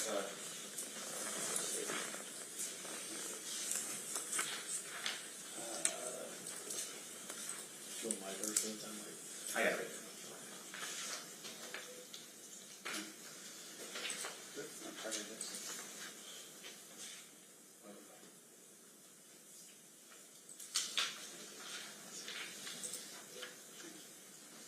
Show you what's been marked and admitted as State's Exhibit 104, this document or this book right here. Yes. Okay. So this book was the one of the focuses of the search. Yes. And in the application for the search warrant, Fair to say that as a detective, you would read the parameters in which Mr. or Detective Mogg at the time had requested in terms of the purpose of the search. He would have documented that in there, yes. Yeah. And for instance, would a review of the application and affidavit of search warrant help refresh the recollection as to what Detective Mogg had requested from a court to allow him to search for? I actually have not read the full document before. Oh. I can review it if you'd like. But yeah, I up to this point have not read the full document. Okay. So you're saying though that the person that could best tell this jury what he applied for would be Detective Mogg? Yes, sir. Okay, thank you. Now, in addition to that, looking at the state's exhibit number 104, the name that's on top over here, did this name have any significance to you in participating in the search warrant in this case? Yes. What significance does this name have to you? We knew that was DuaneDavis's nickname or street name. Is that correctly spelled? I don't know. Yeah, and then with regards to this person right here, do you know who this person was? Yes, I do know. Who is that person? Yosef Yal. Now, with regards to Yosef Yal, can you tell the jury a little bit about who he is? He was to my understanding, he's the co-author of the book. Okay. Now, you had a chance at some point to speak with Mr. Yal. Yes, sir. And just for my recollection, do you recall when you spoke to him? It was on about Memorial Day of this year. So 2026? Yes, sir. Memorial Day. Do you recall when the grand jury occurred with regards to this case? In 2023. All right. And so explain a little bit to the jury what a grand jury is. It's a jury that have been assimilated here at the Clark County Regional Justice Center. They hear cases, then they determine if there is sufficient cause to issue an indictment on the accused. And typically that would be something, if you were the primary detective, you would get involved in this particular one, but you would not. Right? That's correct. Okay. That would be something that Detective Mogg would be responsible for. Yes, sir. Okay. Now, in addition to that, with regards to Yusuf, we had read off a bunch of names the state had, and I want to make sure I'm clear here. Was his name read off as one of the names that they had issued some type of warrant or something for in this case? Not to my knowledge, no. Okay, so you interviewed Yusuf about May of this year. He's on the book cover, but you don't ask the court for a warrant for his arrest in California. No, I did not. Or some type of notice in California, hey, you need to show up to court. No, we did not. Okay. And did you ever at any point go down after your meeting with Yusuf to knock on his door again and say, hey, Yusuf, can you please come to Nevada based upon our interview or discussion? No, I did not. Now, in addition to that, when you went down to speak to Yusuf, at that particular time, you're with Clifford Mogg, right? That's correct. Now, at that particular point, Clifford Mogg is not a detective with Metro. Correct. He had been retired at that point how many years? 2.5, maybe. Okay. And so you accompanied him down to California to do that interview with Yusuf? With several people, yes. Okay. But you're going down as a police officer with the Metropolitan Police Department at that particular point? Yes. But not Clifford Mogg. He's not a police officer at that point? Correct, he was not. He is an investigator with the Clark County District Attorney's Office. Yes, sir. Now, based upon that particular interview, did you conduct that interview? No. Primarily Detective Mogg did, or Investigator Mogg did. Sure. And after that interview, did you draft an officer's report documenting what you learned in the course of that interview? No, I did not. That would be something that Detective Mogg or Mr. Mogg would have done? Sometimes we don't write an officer's report just for like an interview synopsis. We'll typically get those transcribed. Okay. Now, in this case, for instance, the officer's report are pretty important, right? Yes. And we talked a little bit about... That tickles. Again. It's my assistant, the guilty looking one over there with the glasses, myself, and my investigator as well as Mr. DiGiacomo, Mr. Renew, Clifford Mogg, and yourself. And my sergeant, Igor DeCaro. Yeah. Now, after that particular incident, you wrote an officer report, right? That one I did, yes. Right. Once again, it's important to document what happens on a given event. Correct. Okay. Now, in this particular regard, did you at any point of your participation in this case, in that submission of that report, ever view a officer's report from Clifford Mogg? No, I have not reviewed an officer's report from him. Are you aware that Clifford Mogg began his responsibilities as the main detective on this case in either 2017 or 18? My understanding, yes, that's correct. And he had been the investigator from that time period, and we'll just give him the benefit of the doubt, 2018 all the way up to 2023 when he retired. Correct. But as of right now, as you sit here, you've never read an officer's report from Detective Mogg in between that time period. Pertaining to this investigation, no. No.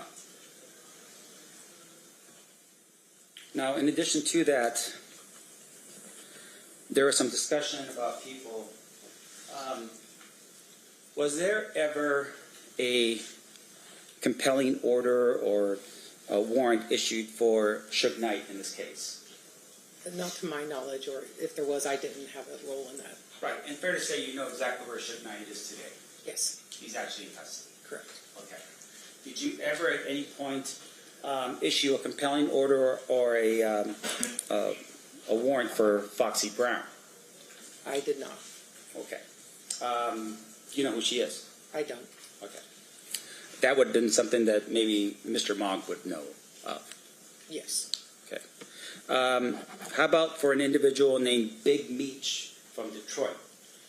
I don't know who that is. Once again, I have not issued a yes. So And the that- same answer that Detective Mogg would be, he would have more knowledge on that. Now, the articles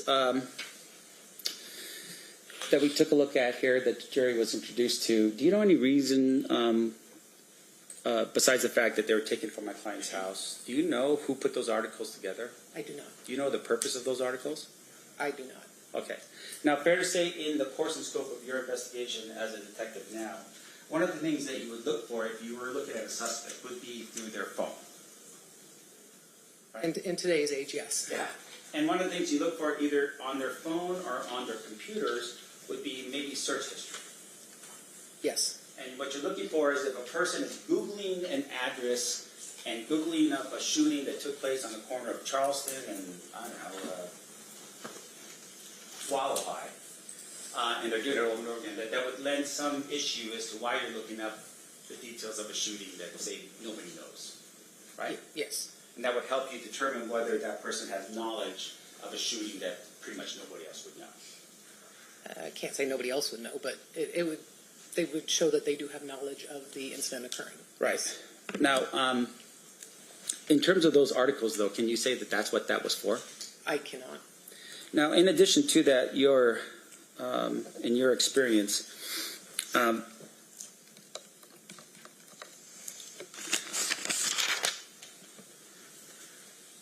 we had spoken a little bit about this folder here.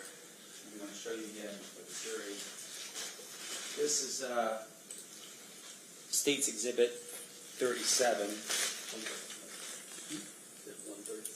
Oh, I'm sorry, 137. Do you remember this? Yes, sir. Okay, and I just want to make sure I'm not colorblind, but is this blue? No, sir. Yeah.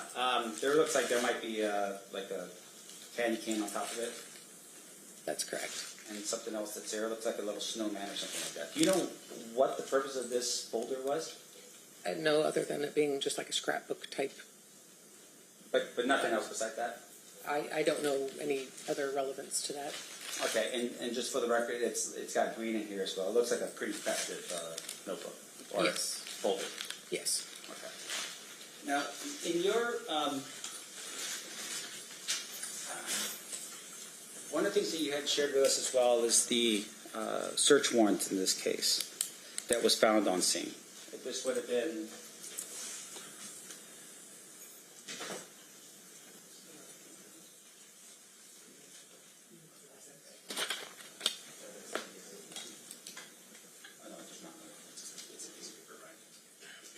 this would be State's Exhibit 136. You recall looking at this particular document here? Yes, I do. In terms of this document, this is a document that looks like this occurred back in May of 1997. Correct. And this obviously was in a different state. This is California. Yes, sir. And this was a search warrant of what looks like to be a house that would have been attributed to my client. I'm not sure who it is, who resided there then. I know the address is there, the California. Yeah, it would be the California address that's on the next page, right? I just don't want to push it again. But let's turn to the last page here. One of the things that was made mention by the state, and just pointing the jury to the receipt of property taken, that's like our property return, Yes. or search warrant return. Okay. That's correct. And in it, it identifies various different things that was taken from that particular residence. Yes, sir. Now, one of the things that's in here, for instance, is this line number 4, money due bill for the Monte Carlo Casino. Do you see that? Yes, sir. Do you have that? No, I do not. Was there any copy of that in the house that you searched in 2023? Not that we found. And with regards to that particular description there, can you tell us, for instance, just by the description alone, when that money due bill was dated? I don't know from that description. We just know when the search warrant was issued, so I would assume previous to that Right. issue date. Right, but we don't know an exact date. Correct. And the other things that are on here, for instance, the 9 miscellaneous photographs, all these things are things that another detective wrote down in the course and scope of their investigation. Yes. Okay. Now, in addition to that, when you were in Mr. Davis's home, you had identified, or there were various different electronic devices that were seized. Yes. Okay. Now, with regard to those electronic devices, there were quite a few. Yes. Those electronic devices, and I just want to make sure I'm clear here, you had taken a Dell Inspiron 1764 laptop computer. Yes, sir. Did you ever at any point cause that computer to be reviewed for information that would help you lead to whether or not Mr. Davis wrote that book or helped write that book? I did not. Okay. And just for the jury's edification, let's make sure we're clear. When you're reviewing an electronic device like that, you are looking for files, search history, things that would help you see whether or not Mr. Davis used that particular machine to help write the book, for instance, in this case. In theory, yes, somebody would do that. Right. And you also took from the residence a Toshiba laptop computer. Yes. Did you find any information that would help you know or learn whether or not Mr. Davis actually wrote Compton Street Legend or anything like that? I did not write a search warrant to get into the digital items, so I've never reviewed anything from the electronics. Okay, so I just want to make sure I'm clear. That would have been Clifford Mog's job, not your job. Yes. Because at the time he was the detective responsible for this investigation. Correct. Now but I just want to make sure we're clear for the jury. The other items that were seized at that point that you were at least part of the seizure would have been a Toshiba satellite laptop computer. So that's 3 computers. Another laptop computer, HP G171 laptop computer, an HP touchscreen desktop computer, an iPad, another iPad, and a Sky device tablet. Those were the things that were taken from the residence, right? That sounds accurate, yes. And just stop me if you think I'm wrong, if you need to look at something, all right? Okay. In addition to that, it looks like there was some drives that were taken as well, a Toshiba external drive, a USB drive, and an iPad with a broken screen, and an iPhone in a black case. Yes. Okay. And those were all the fruits of your search of Mr. Davis's residence when you went there? Yes, sir.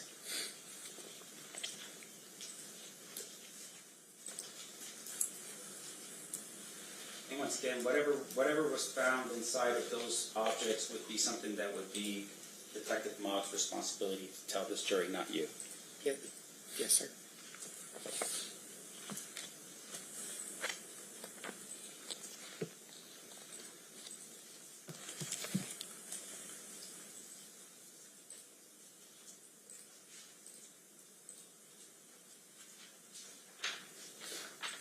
Mrs. Detective Gaddis, I'm done with my cross-examination of you.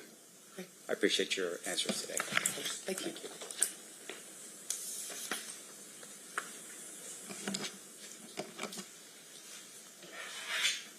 Thank you, Mr. Samp. Mr. Jackman will redraft. Detective Gaddis, Mr. Samp said we're two separate agencies. That's accurate, correct? Yes, sir. How often, let me ask you this, do you work very closely with the DA's office? Yes, sir, we do. What is the soonest you've called the DA after you've shown up to a crime scene? Oh, within an hour, absolutely. And are we, as the prosecutors, involved in the investigation from the beginning? Yes, sir. Or were you aware that prior to the search warrant, or are you aware if prior to the search warrant, Mr. Palal and I were already involved in this investigation? Yes, you were. And were you aware the determination or the decision that was made as it relates to Mr. Detective Mogg, remaining the investigator on this case? I don't know how those decisions were made. Let me ask it this way. Are you aware that that decision was made the day he retires? Yes, yes. Okay. And your role and Sergeant DeCaro's role is if we needed a Metro police officer, you were supposed to assist. Correct. And do you have any active cases where the reports are not done? Yes, sir. And usually the report is done when all of the work is done. Correct. And so that's completed when you're done investigating. Correct. Mr. Sampt also mentioned something about the fact that your job is to find the facts. Do you remember him saying something like that? Yes. Is your job and our job any different than that we're here to uncover facts? We have the same mission. Do it in different ways, but yes, the same mission. And are you aware that my investigators oftentimes interview witnesses? Yes. And that's not something that's unusual. No. Is there anything that you feel was improper with the idea of Detective Mogg becoming my contract investigator on this particular case? Objection, Your Honor, is the opinion. I'm not quite clear what the relevance of that question is. Well, his entire cross was, hey, this is really odd, this is really unusual, there's something wrong here by Detective Mogg becoming Mr. Mogg and continuing the investigation. So I'm asking her, in her experience, is there anything inappropriate about that? I don't know how her experience is relevant. Yep. He opened the door by asking her those questions. Overruled. I would say Detective Mogg would have been the best fit to do it because he had the most intelligence and knowledge of the investigation. Thank you. I have nothing further. Anything further, Mr. Samp? Yes, Your Honor. Since we walked through this door, so with regards to Detective Mogg in this case, He was the best fit for this investigation? He had the most knowledge of it, yes. He had the most knowledge of it because he did not write an officer's report. Fair? Objection assumes a fact, not an evidence. Can you approach?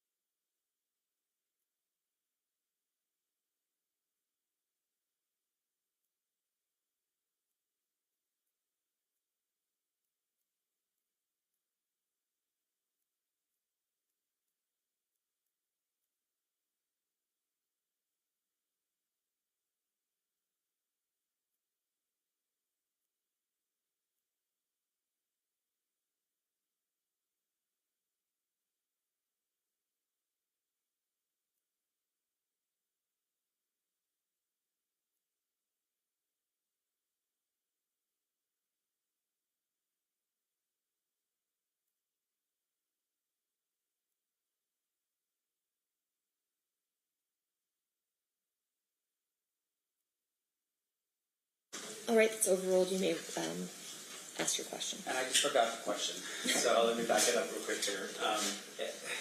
So you're telling us, though, that he was the best for the job? Yes. Okay. And that at the time of his retirement, 2023, he was the best for the job?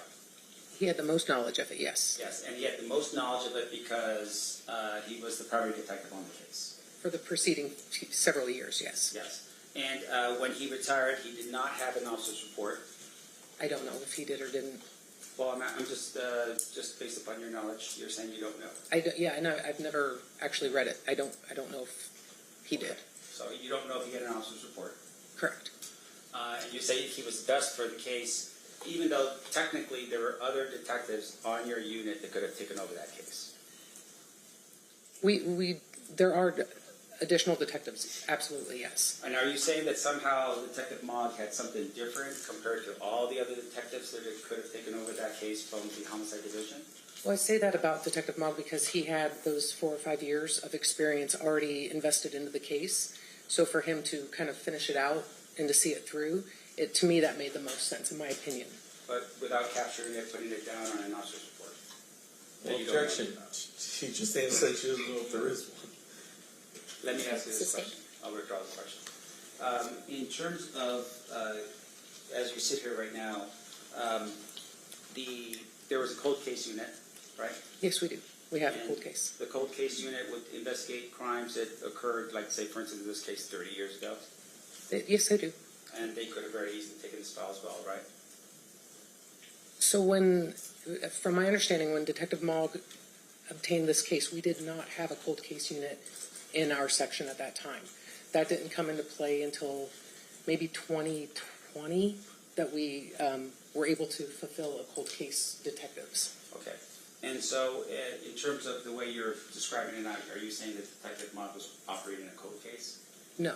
He was on an active squad for the entirety of his time in the homicide section.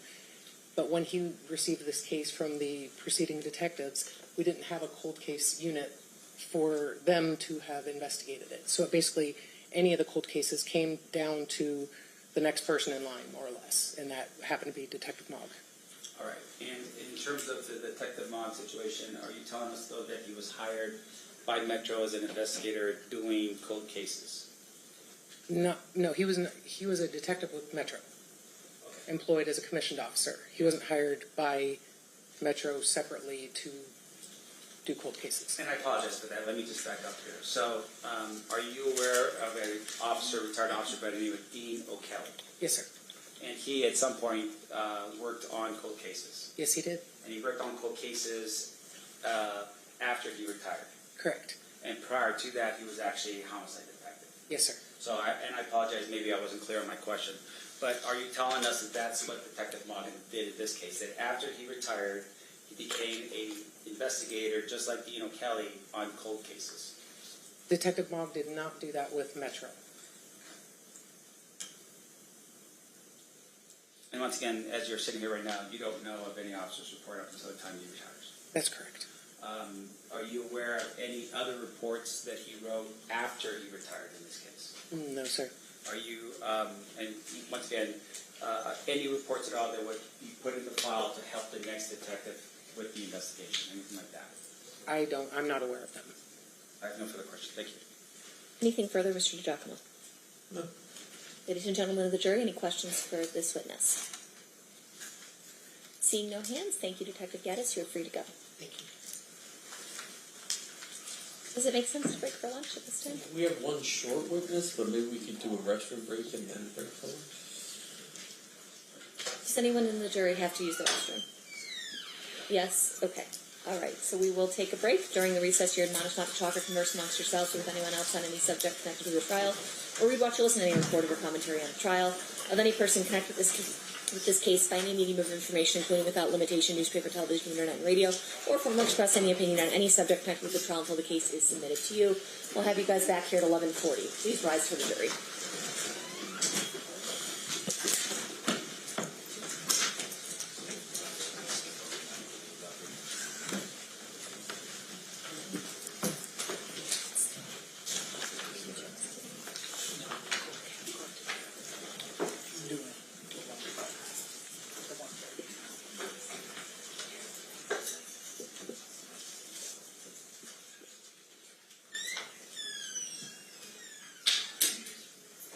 For the record, the jury has exited the room. We'll be in recess.